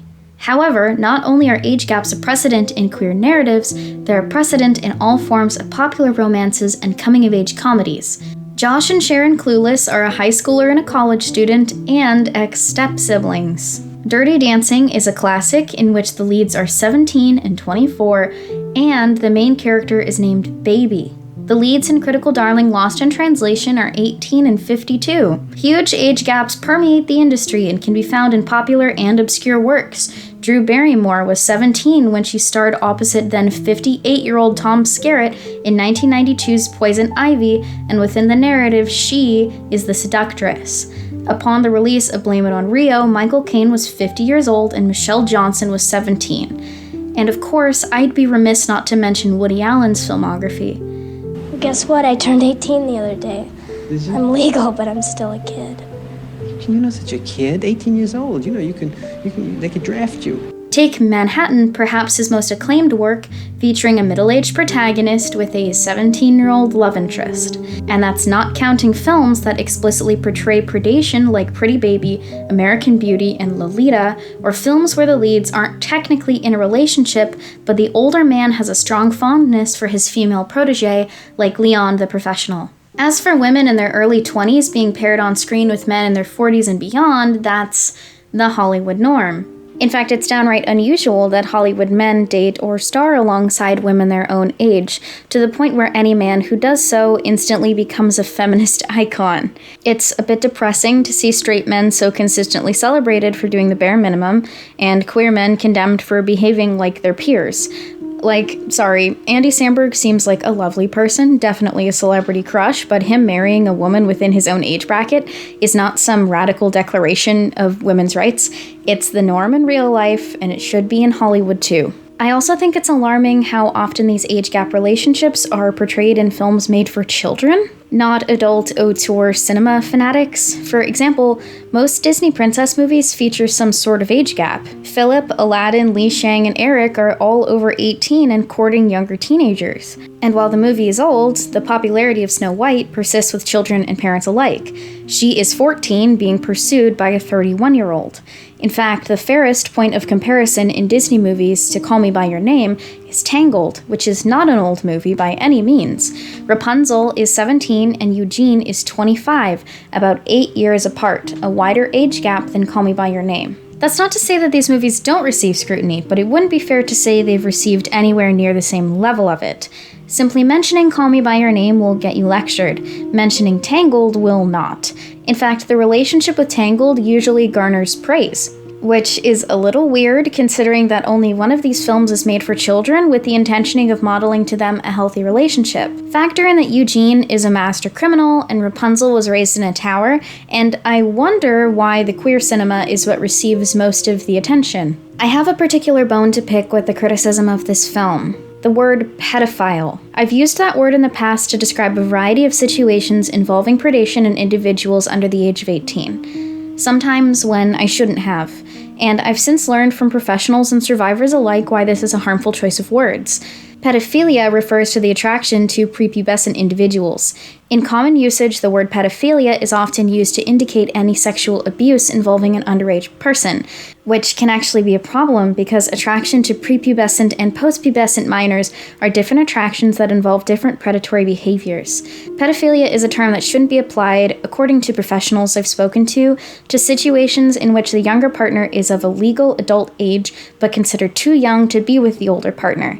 This verbiage can harm survivors of child sexual abuse by watering down the severity of their trauma, as well as stigmatize both members of a legal and consensual relationship. Thus, for the sake of integrity, I must report that Elio and Oliver's relationship cannot be considered pedophilia for a variety of reasons. First being age of consent, and please bear with me because there's nothing I hate more than guys who act like this. We've got a pre-existing juvenile foundational relationship, statute 2705-3. What? Texas statute? That a real law? Yep. Up front, the age of consent does not indicate morality. A low age of consent does not mean it's okay for adults to engage sexually with minors. That is not, never will be what I'm saying. And in fact, many age of consent laws don't say what the internet thinks they say. For example, in the state I grew up in, the age of consent is 16, but that doesn't mean any adult can engage sexually with a 16-year-old. There are additional scenarios punishable by law determined by power imbalance. For example, no adult in a supervisory position with a minor can engage with them sexually. Teachers cannot legally date their students, foster parents cannot legally date their foster children, etc. So in discussing why these laws exist, please understand that I'm doing so to lay groundwork and bring informative educational knowledge to my audience so they know how to respond to nonsense. At no point am I saying that what this film portrays is morally okay, because it's technically legal. I reiterate, legality and morality are not the same thing. But I want to go into why age of consent laws even exist. They exist to protect child welfare and the legal right minors have to their innocence. They also indicate the general age culturally of when someone is considered to be legally competent enough to engage in sexual acts. This is the defense usually used for the relationship in this movie. It's the one Armie Hammer consistently used to defend it, and a lot of film critics have written about the age of consent in defending this movie as well. And I'm not going to claim that this relationship is okay because they're both above the age of consent. However, I think it is worth noting that the age of consent was and is 14 in Italy and ranges from 14 to 16 in most European countries, indicating that the predominant attitude in Europe, particularly Italy, is a lot more accepting of teenage sexuality. In fact, these cultural norms are well established within the narrative right off the bat, well before Elio and Oliver engage in a sexual relationship. Okay, the audio for the scene got messed up somehow, so I'm just gonna read it out loud myself. We almost had sex last night, Marcia and me. Oh, why didn't you? North Americans watching this scene might be shocked and horrified, or at least uncomfortable. I certainly don't have conversations about sex with my parents. But the cultural output of the entire world can't cater to Americans. It's not all about us. That is simply to say that Americans often have a serious issue with centering themselves and their cultural ideas when discussing and evaluating art. But this is nominated at the Oscars. This isn't the Italian movie awards. This is the Oscars in America, in Hollywood. Essentially arguing that because a film is up for an American award in the modern day, it isn't allowed to contain the social values of its era and country of origin? Even then, Elio and Oliver's relationship would be legal in 39 American states. I counted. Perhaps this particular distinction seems arbitrary to you, and that's understandable. But when some say that this film endorses pedophilia, a common choice of words online, by the way, I have to question their intentions and depth of understanding. And I do have to wonder if this narrative that the film promotes pedophilia and pederasty is in any way related to homophobia. Oh, won't somebody please think of the children? Gay predation narratives are still pervasive. Take, for example, the long and dreadful shadow of NAMBLA, North American Man-Boy Love Association, who attempted to gain acceptance with queer communities for decades until the ILGA, the International Lesbian and Gay Association, officially condemned them in 1993. These myths of gay male predation make it harder for queer men to come forward about abuse. What Jimmy didn't know was that Ralph was sick, a sickness that was not visible like smallpox, but no less dangerous and contagious, a sickness of the mind. You see, Ralph was a homosexual, a person who demands an intimate relationship with members of their own sex. Public restrooms can often be a hangout for the homosexual. When Bobby recognized the stranger as the man in the restroom, the shortcut under the pier didn't seem like a good idea at all. One never knows when the homosexual is about. He may appear normal, and it may be too late when you discover he is mentally ill. Studies have shown that queer men are more likely to be blamed for sexual abuse and predation than their female counterparts. And when it comes to the word pedophile, there's a double standard at play here.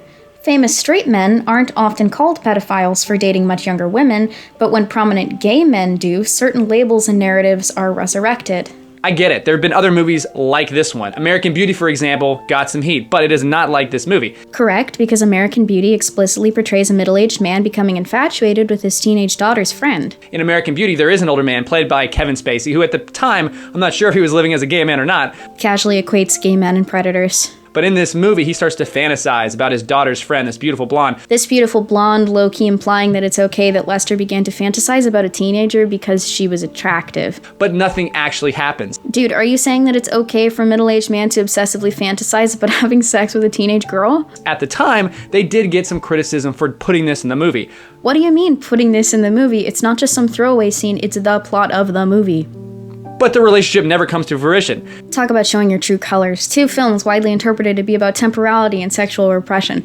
But American Beauty is okay because Lester has a last-minute change of heart. That is such a weird hill to die on. In this movie, they glorify it for like 2 hours of this 17-year-old boy and this older man just sleeping together. In researching this video, a pattern emerged. I saw many of the same criticisms made from the left and right spheres of the internet alike, just with slightly different verbiage.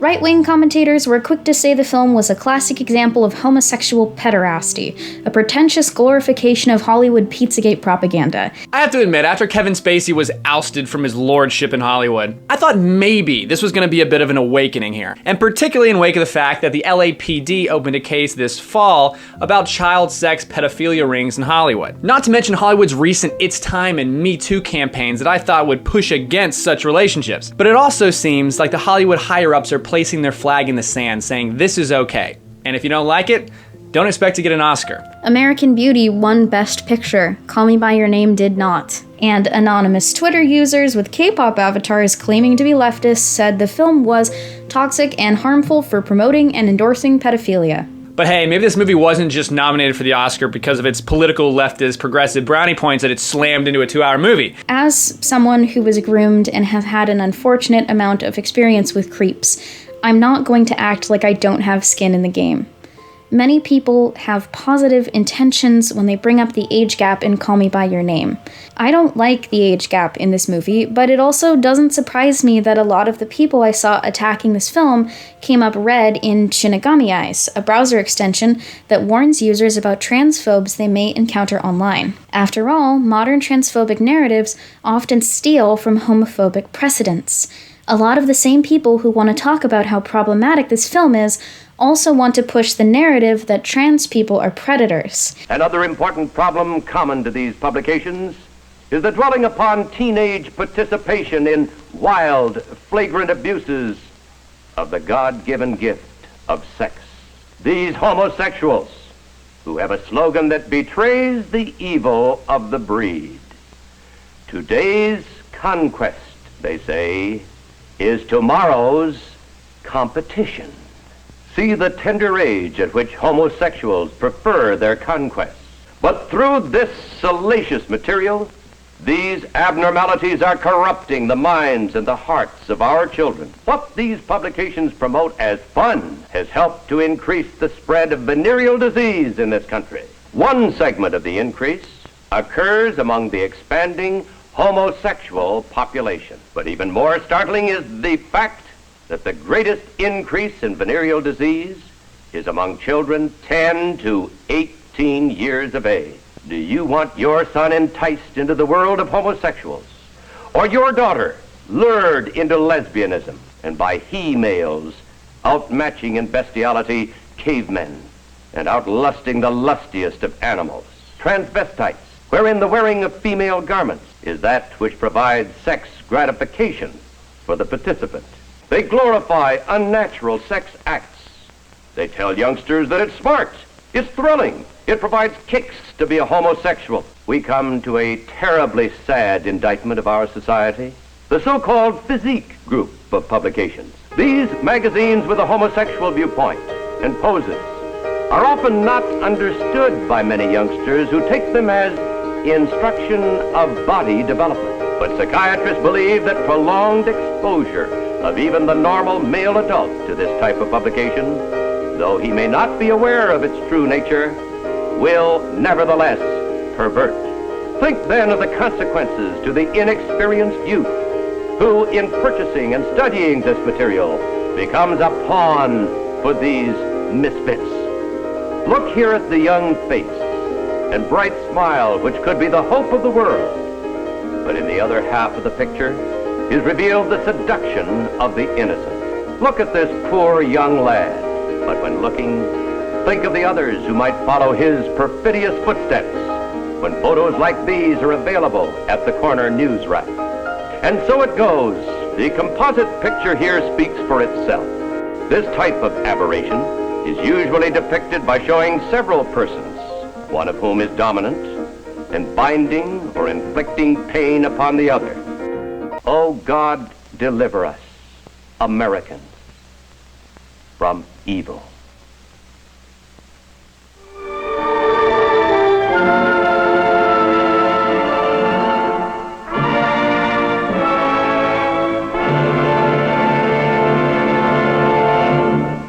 Now, it wouldn't be fair to claim that the entire backlash to this movie is driven by, say, external homophobic entities or queer assimilationists attempting to distance themselves from certain stereotypes. And that's not what I'm saying. It's more complex than that. Nonetheless, there is a certain tendency toward prudery that is present across the board, and it's fair to dislike the use of the word pedophilia in relation to gay men where it does not apply. And I do dislike the word pedophilia being used to describe this movie because it's inaccurate and carries with it harmful associations. I've made a lot of content about predatory relationships. A lesson I've learned is that there's a lot of trauma and queer history behind the word pedophile. And there are a lot of bad faith actors claiming to be representatives of the queer community as a whole who exclusively make content about how they're a good queer person, not unlike those sick, twisted predators the left keeps allowing. A lot of harm has been done that called itself activism. From trans-exclusive radical feminism, the kind J.K. Rowling so regularly touts, to, once again, NAMBLA, who claimed to be advocates for the sexual liberation of children and teenagers. It's a game of rhetoric, which is why I'm emphasizing the use of linguistic specificity. If you want to criticize the age gap in this film, you have to use precise language to do so. I also frequently see this criticism. I wouldn't mind the age gap if Elio were 18. Give me one reason why Elio couldn't be 18. Which is disappointing because you have the right idea. You acknowledge that age gap relationships often prey on the younger party involved, but centering technical age as the defining factor of emotional maturity, not emotional maturity itself, or any uneven power dynamics, is dangerous. Teenagers don't wake up on their 18th birthday fully sexual beings with every capability, and one of the most problematic aspects of American culture is the fetishization of barely legal 18-year-olds. Many teenagers are groomed and then taken advantage of the moment they turn 18, whether that involves intimate relationships, trafficking, or exploitation. This, in itself, is predatory and malicious, and unfortunately very widespread in our culture. Reviewers often point out how childish Elio seems at the beginning of this movie, so inexperienced, virginal, and innocent. Well, how else does a coming-of-age narrative happen? Dynamic characters begin one way and end another. The first step in discovery is naivete. According to the CDC, over half of teenagers in the United States are sexually active by the age of 18, and that number was higher in the 1980s. Teenagers are often both, emotionally immature and sexually active. That said, Call Me By Your Name is much less about becoming sexually active and much more about navigating a first love. Elio technically loses his virginity to Marcia in the film, but who he truly loves is Oliver. Becoming sexually active does not instantly mature us and change who we fundamentally are, but love often does. The internet often infantilizes teenagers by treating them like they can't consume or fully understand challenging media. That's not to say that all minors are fully developed critical thinkers, but as I stated within my video essay on Lolita, dismissing their interests and feelings outright only pushes them into the arms of manipulators and groomers, and that's something that really worries me. Precocious teenagers are never the problem. Adults who take advantage of them are. And while this film doesn't portray sexual grooming, it does portray a circumstance that teenagers being groomed might identify with. That's not really the fault of the creative team, who clearly didn't have teenagers in mind as the target audience and could not have predicted this film's immense success and cult following. But young people, often precocious creative teenagers who self-identify with Elio and think they could spot a predator from a mile away, have attached themselves to this film. Media normalizes. Therein lies why the age gap in this film makes me uncomfortable and why I don't like it. So how do we get the message out? How do we help teenagers, especially queer teenagers, who romanticize the age gap? I think the best way is through education, about consent, about grooming, about predation. And that's where my fundraiser for this video comes in. Surviving sexual violence is a terrifying, overwhelming experience. I've received many emails and messages from survivors following my essays on Lolita, and thanks to RAINN, they've been able to receive help. RAINN, the Rape, Abuse, Incest National Network, is an LGBT-friendly, nonprofit organization with a 24/7 anonymous helpline at 1-800-656-HOPE. They also operate online at rainn.org or rainn.org/ES for Spanish language services. RAINN works in partnership with more than 1,000 local sexual assault service providers across the country. RAINN also carries out programs to prevent sexual violence, help survivors, and ensure that perpetrators are brought to justice. I've worked with RAINN in the past and seen firsthand the positive impact they make in working with survivors. April is Sexual Assault Awareness and Prevention Month, and this video, as so many of mine do, touches on sensitive subject matter. So I decided to dedicate this video and its proceeds to a bigger cause. Donations for this fundraiser will allow an average of 844 survivors to receive help through RAINN's victim service programs every day, educate more than 130 million people per year on prevention and recovery through media, entertainment, and local communities, and improve sexual assault laws and policies to ensure that survivors get the justice they deserve, including the expanded use of DNA to eliminate the backlog of untested kits. If you'd like to make a donation, please proceed to fundraise.rainn.org/MissLola. Thank you. It's a lovely fantasy, and it's easy if you've been traumatized to say, wow, I wish it had gone that way for me. I like living vicariously through this character. I wish I had been granted that level of agency. Which isn't to say that Oliver doesn't also have his problematic moments. What are you doing? Stop. You're fucking hurting me. Then don't fight. This is by far my least favorite line in the movie, and I think it really exemplifies how we often romanticize any form of tension to be sexy. I think what Ivory was going for here is more of a like, don't fight your feelings, be free, be perverted, but it comes across more like,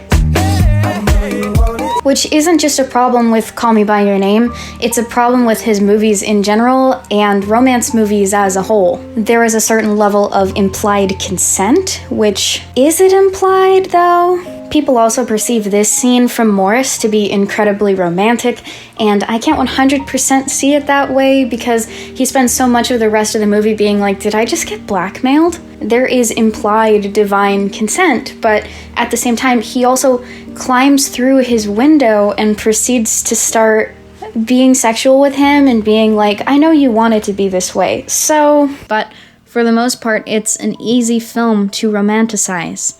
Again, I'm not the right person to address fandom discourse on MLM media, but it does startle me how often viral tweets and popular sentiments resemble homophobia. Of course, the fetishization of queer men is gross, and fandom spaces have had a real problem with this, but the solution to that is not to default to homophobia.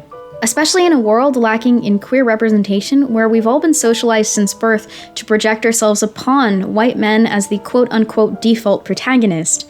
A world where much, if not most, erotic imagery portrays violence against women. Women and girls, regardless of sexual orientation, are often drawn to gay romances because they show a relationship in which no women are subjected to violence. I don't think many of the people who push homophobic rhetoric realize they're doing it. In fact, I think many of them consider themselves to be allies and are just trying to be respectful, but ignorance of precedent allows homophobia to thrive in a much more casual and insidious way. This is especially worrisome considering how many young queer people will decide how they feel about this film based solely on the hot takes they've seen online. It's hard because although I was fortunate to grow up around a lot of queer people, I know not everyone has that opportunity. I feel for a lot of the young people engaging in this discourse because they're trying to educate themselves on what good representation looks like. But respectfully, there is a noticeable disconnect between the claims that this film is overwhelmingly harmful to gay men and most of the gay men who've written about this film online or spoken about it. I obviously can't speak for everyone, but neither can you. I worry that much of the criticism of this film is not what it appears to be, but I still don't like the age gap. So why did I give it 5 stars on Letterboxd? Look, I'll be seeing you around, okay?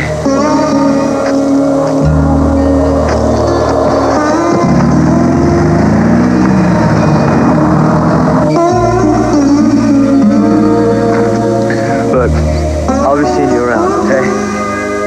Is it love, or is it Memorex? And I grew up during the times of the VHS, the home video, and also that was another way of growing up into cinephiliac attitude.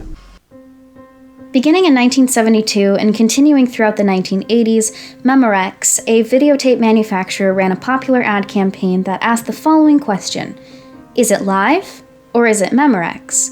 Memorex ads made the bold claim that their recorded video looked as good as any in-person moment, no matter how many times the tape was replayed. The final song of this film, Visions of Gideon, is inspired by this sentiment. The last scene of Call Me By Your Name is a long shot of Elio staring into a fire as the entirety of this song plays. The audience, in turn, sits with Elio in his pain for as long as he might have cried that day. 2 minutes may not sound like much, but it feels like forever. The title card appears, the credits roll, but the camera remains fixed. This is a film that rewards rewatches. Notably, a few chords of Visions of Gideon can be heard right before the consummation of Elio and Oliver's relationship. If you've seen the film before, you know why. It's a video. There's also the scene where Elio plays a piece of piano music 3 different ways. That sounds different. Did you change it? Well, I changed it a little bit. Why? I just played it the way Liszt would have played it if he'd altered Bach's version. Play that again. Play what again? The thing you played outside. Oh, you want me to play the thing I played outside? Please. Ah.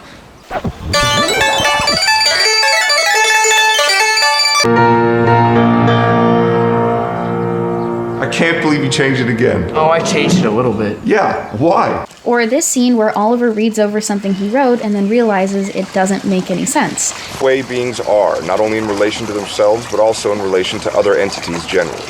In other words, they do not construe hiddenness merely or primarily in terms of entities' relations to human beings.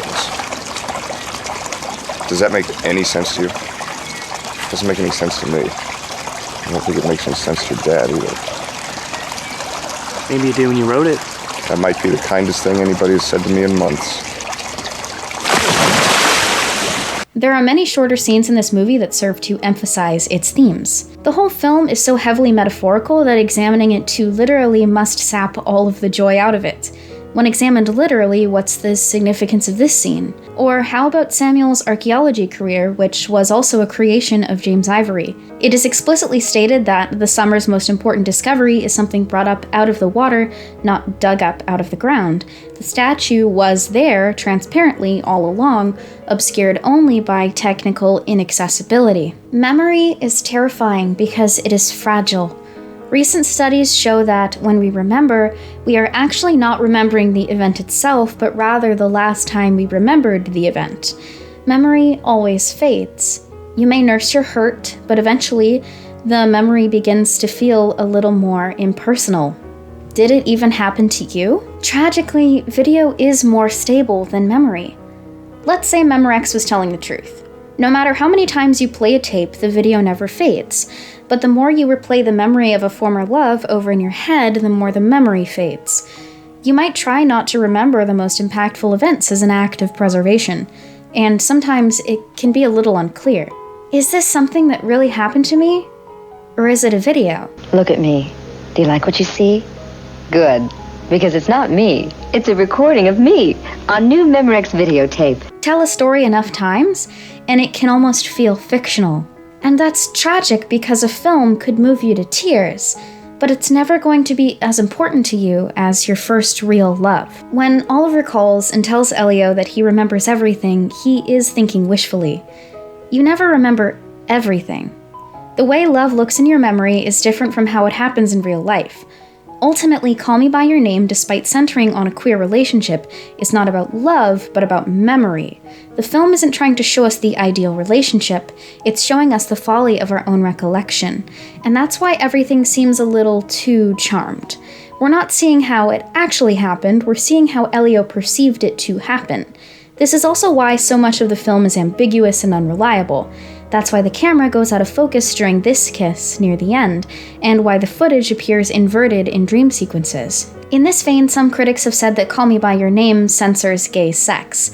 This is because despite the fact that sexuality is a main focus, the film has no full frontal nudity. This is a fact that infuriated James Ivory and does not reflect his screenplay. Luca Guadagnino, however, slashed nudity from the film, citing that it didn't fit his vision. This is interesting because the other films in the Desire trilogy do have full frontal nudity, and nudity seems to be the only thing Guadagnino does cut.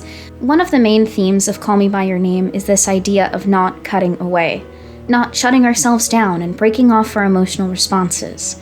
Just as it is better to speak than to die, it is better to feel than to disregard. As Elio's father puts it, Right now, you may not want to feel anything. Maybe you never wanted to feel anything. Maybe it's not to me you want to speak about these things, but feel something you obviously did. Look, you had a beautiful friendship.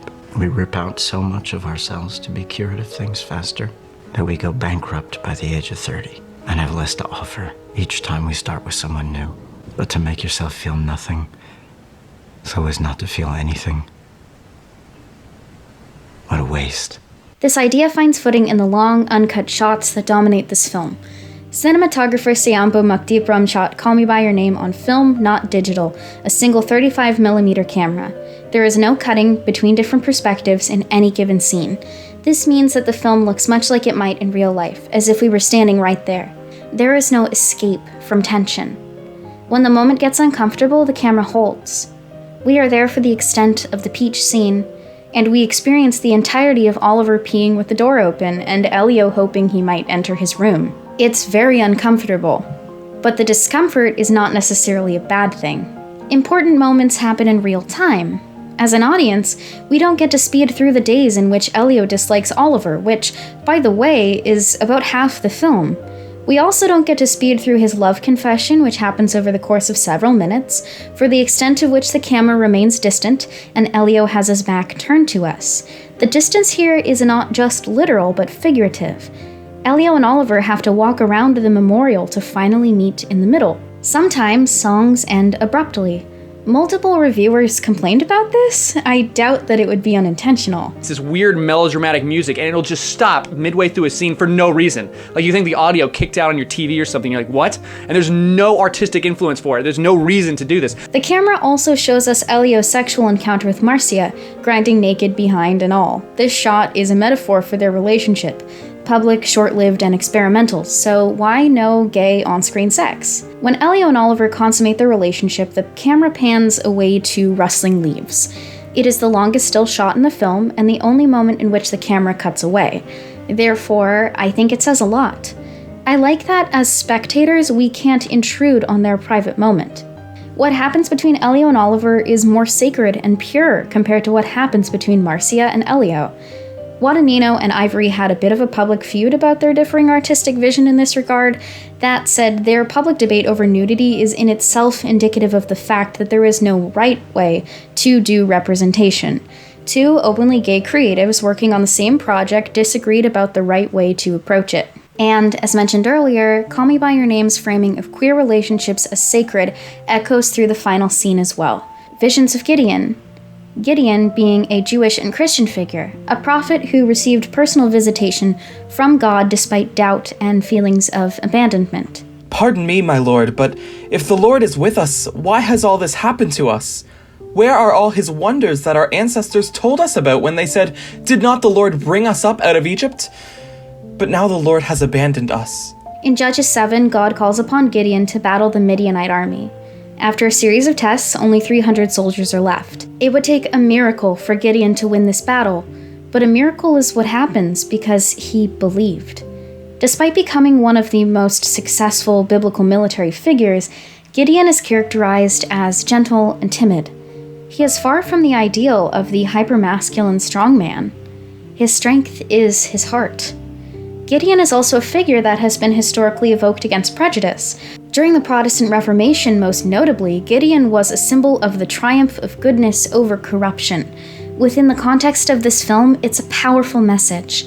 Love, like Gideon, will triumph despite insurmountable odds. There is a pretty mantra oft repeated on the internet. Love isn't supposed to hurt. Some have argued that Elio's devastation in the wake of Oliver leaving is a sign that their relationship was unhealthy, built on uneven ground. But it's not the love that's hurting Elio here, it's the remembering. When a relationship ends, there are always questions we wish we had asked. But the small things we may not know do not take away from the primary narrative. Was Oliver bisexual? Had he ever been with a man? What about Elio's father? We don't know, nor does Elio. Fact of the matter is, we don't ever come to know Oliver, but do you ever really come to know someone over the course of just a few weeks? Sometimes it's those little flings that leave us the most devastated. Queer love is beautiful because it is rare. It is two people coming together who, without the guidance of a community, might not even meet in the first place. Part of what is so profound about gay romance is the way we can fall in love with someone who mirrors our own intrinsic formative experiences. In falling in love with women, I've found an inherent understanding. If there's one element of this film that's especially queer, it's that. Right down to the title, Call Me By Your Name. Elio and Oliver, despite their differences, are mirrors of each other. But although they're mirrors, they want to be like each other. Did I want to be like him? Did I want to be him? Or did I just have to be him? When had they separated us, you and me, Oliver? Elio can't wait to be older, more mature, more confident. He begins to wear his Star of David again. He is gifted Oliver's shirt. Oliver wants to be in an accepting environment. He wishes he could accept himself the way Elio does, and he wishes he had parents like his. And in time, they become less themselves and more each other. The things they love about each other, they learn to find within themselves. They had become each other that summer. And long after every forked road in life had done its work, this would always be true. And this is a sentiment present in the source material as well. He was my secret conduit to myself, like a catalyst that allows us to become who we are. This remarkable tape has been recorded and re-recorded 100 times, but I bet you still couldn't tell if it was Memorex or me, which really isn't me. At the end of the day, I find myself asking if the problematic elements of this film can hold a candle to the profound nature of its themes. The way it's shot, the way it sounds, the way we remember it all these years later. It's a video, all right, but it's a pretty powerful one.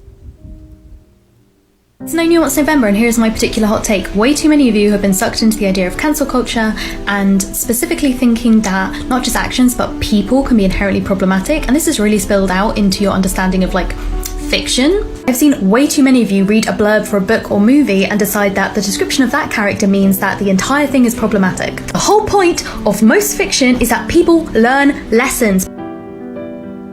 The reaction to Call Me By Your Name says a lot about the state of queer media and representation. Many of my concerns were beautifully addressed by Melina Pendulum / Princess Week's video essay, Why Are We So Obsessed with Characters Being Redeemed?, which is cited above, in which she discusses the way general audiences are not always so great at critically consuming media. She also traces the trajectory of storytelling in the past 20 years or so. Most of the important TV shows of this era were not only about manhood, but they were specifically about troubled anti-hero men navigating power struggles. Think Walter White, Tony Soprano, Dexter Morgan, and one of my favorite characters of all time, BoJack Horseman. These pieces of media are very clear about one fact. You are rooting for the characters involved not because they are morally upstanding, but rather because they're very compelling. BoJack, for example, constantly engages in self-destructive tendencies. He struggles with mental health and substance abuse issues. He comes from an abusive home, and his greater lineage is marred with shocking misogynistic violence. Many viewers don't root for him, per se, but they do wonder if his downward spiral can ever end, or if he will ever be held accountable. I love BoJack Horseman.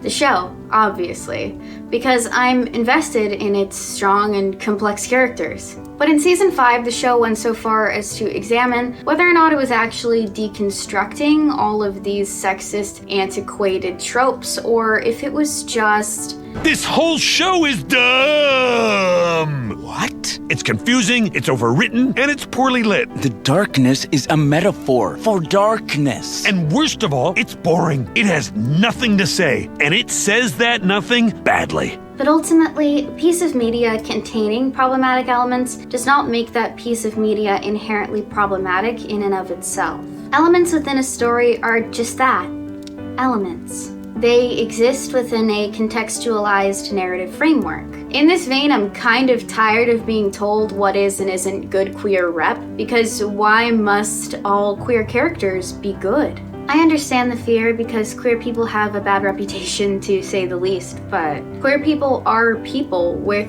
human relationships. For a myriad of reasons that have already been covered by other creators, queer relationships are held to a higher standard than average fare, which worries me. I want complex, dynamic, troubled queer characters. Queer characters you may not root for, but you love. I want queer Tony Soprano. I want queer BoJack. And while we've seen plenty of queer villains, we haven't really seen queer BoJack. If I may quote Sufjan Stevens for a moment, boy, we could do much more. That's not to say queer people should be grateful for Scraps, but this film is not Scraps. I personally struggle to find relatable and impactful queer representation. That's not to say it doesn't exist, but it makes me sad that I have to dig for it. I'm not a huge fan of, you know, cartoon fan fiction and those sapphic movies that are like, oh yeah, baby, untie the corset I wear on my bare skin for some completely ahistorical reason.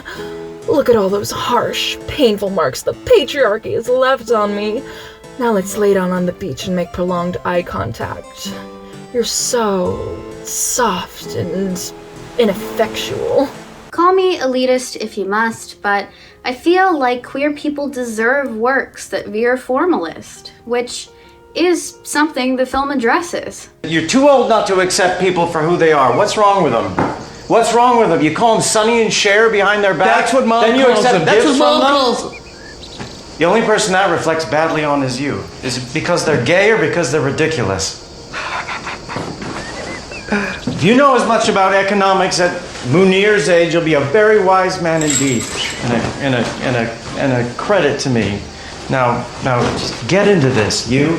There's nothing wrong with camp. I've done camp. Camp, net good. But as much as I enjoy camp, not every queer person is camp. We have different interests and fantasies. Some of us are boring and pretentious with boring, pretentious fantasies. Maybe all I really want in this life is for someone to talk my ear off about etymology and Heraclitus. That said, I've also been really surprised by what is considered good and not good queer rep by the general online sphere. For example, of all the books I read in 2020, which was a lot of books, the one I liked the least was A Little Life. I had only seen high praise for this work. I felt like I was reading torture porn for a straight, fetishizing audience. A book that bleeds its characters dry and forces us to watch. A story that portrays gay people as being born to suffer. I had to turn the fireplace off because apparently they generate heat. I don't think A Little Life will age well, and in comparison, I found Call Me By Your Name to be a tender and joyful breath of fresh air. In saying this piece of media is problematic, we've essentialized that piece of media as irredeemable, instead of having nuanced conversations about what exactly is wrong with elements of the work. Instead, the message that we convey is, if you consume this piece of media, you are persona non grata. This is an insidious attitude because it encourages us to disengage. Stop asking questions, stop thinking for ourselves. I fully understand not wanting to engage with potentially triggering media, but engaging with the media that is uncomfortable is how we learn to talk about it. About that pin from earlier, I think that there are problematic elements within Call Me By Your Name that go largely unaddressed, in writing and on social media. The most upsetting element of this film for me is the fact that Elio repeatedly ignores Oliver's boundaries. No. We should go. What? I know myself, okay? And we've been good. We haven't done anything to be ashamed of, and that's a good thing. I want to be good. Okay?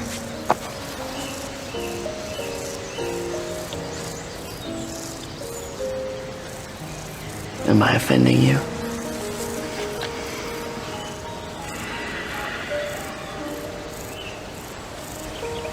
Just don't. While the film ultimately explains away these moments of hesitation on Oliver's part as anxiety, compulsory heterosexuality, and wanting to be good, I worry that Elio is not adequately respecting Oliver's consent. Media normalizes. To some impressionable audiences, this film could normalize the already prevalent idea that the more masculine party of any given relationship cannot be sexually violated. You okay? Me okay? Can I kiss you? Yes, please. Does this make you happy?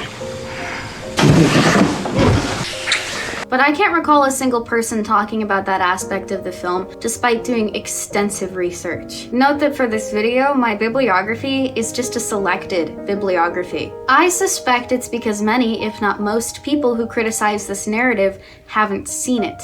I saw a particular comment popping up again and again over the course of making this video.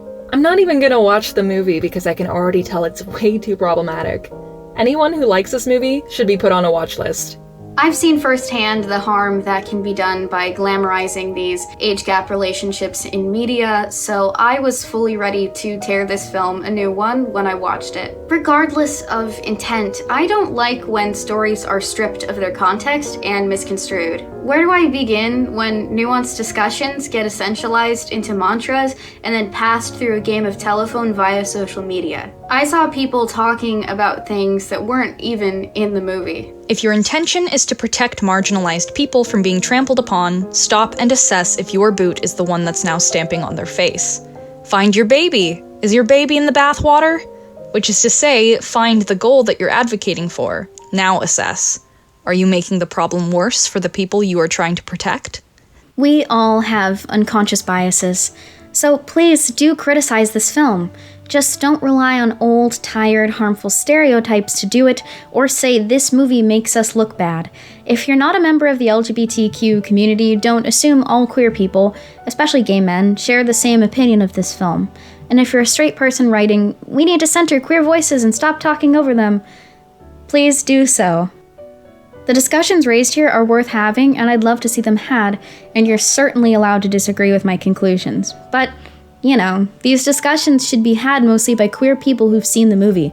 Because having a strong opinion on something you haven't actually seen means that you don't have a strong opinion on that thing. You just want to be right at all times. Just like all media, this film is a product of its time. 2017 was barely yesterday, but I dream of a future where Call Me By Your Name is regarded as one of those flawed, dated queer classics that had its heart in the right place. Online discourse about problematic media now goes as such. Moralists accuse formalists of using media as a form of escapism, never engaging with any deeper themes or problematic elements, and then turn around and do the exact same thing.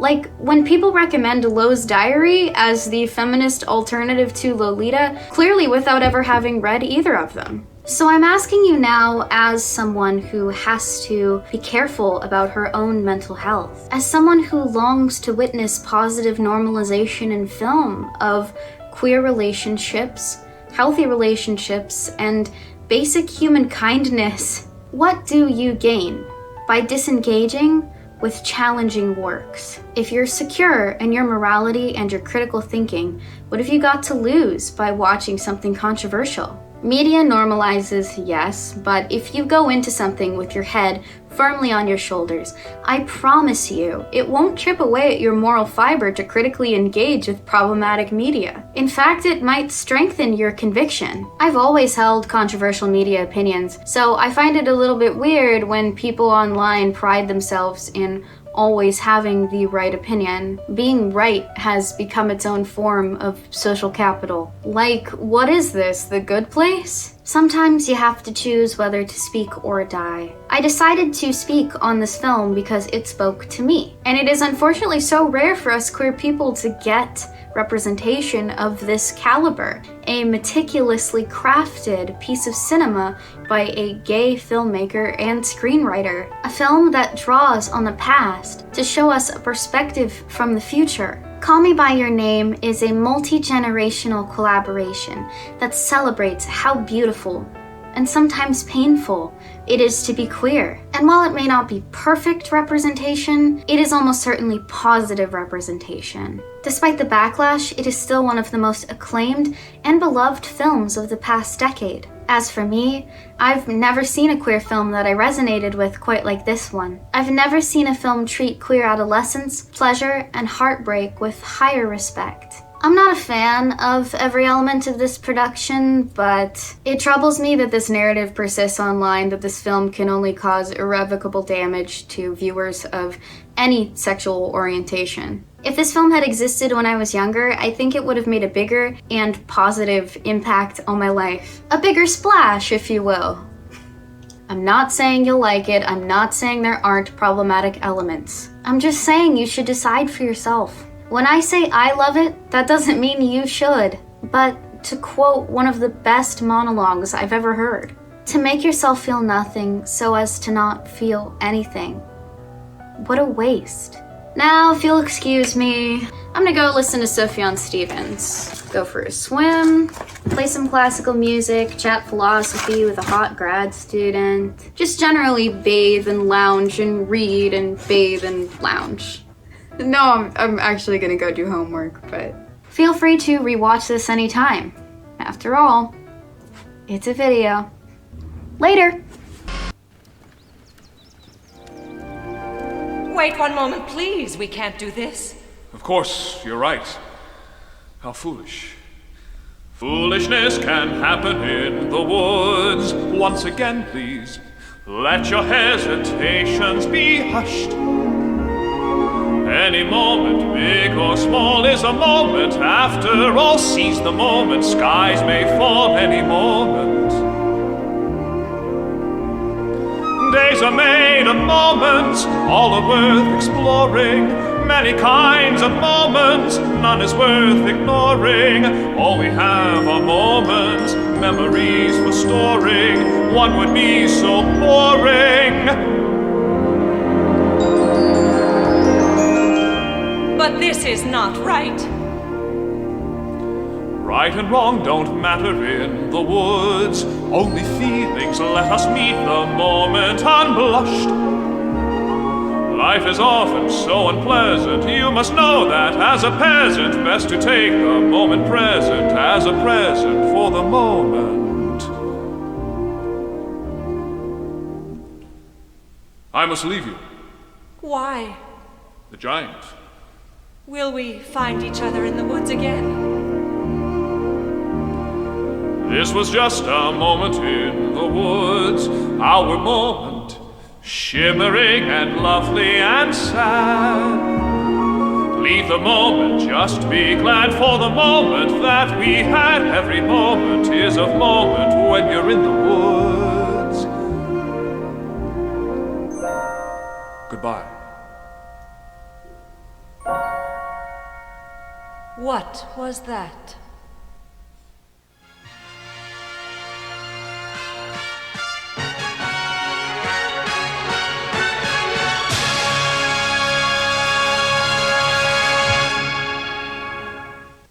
Please rewind this cassette before returning it to your video library.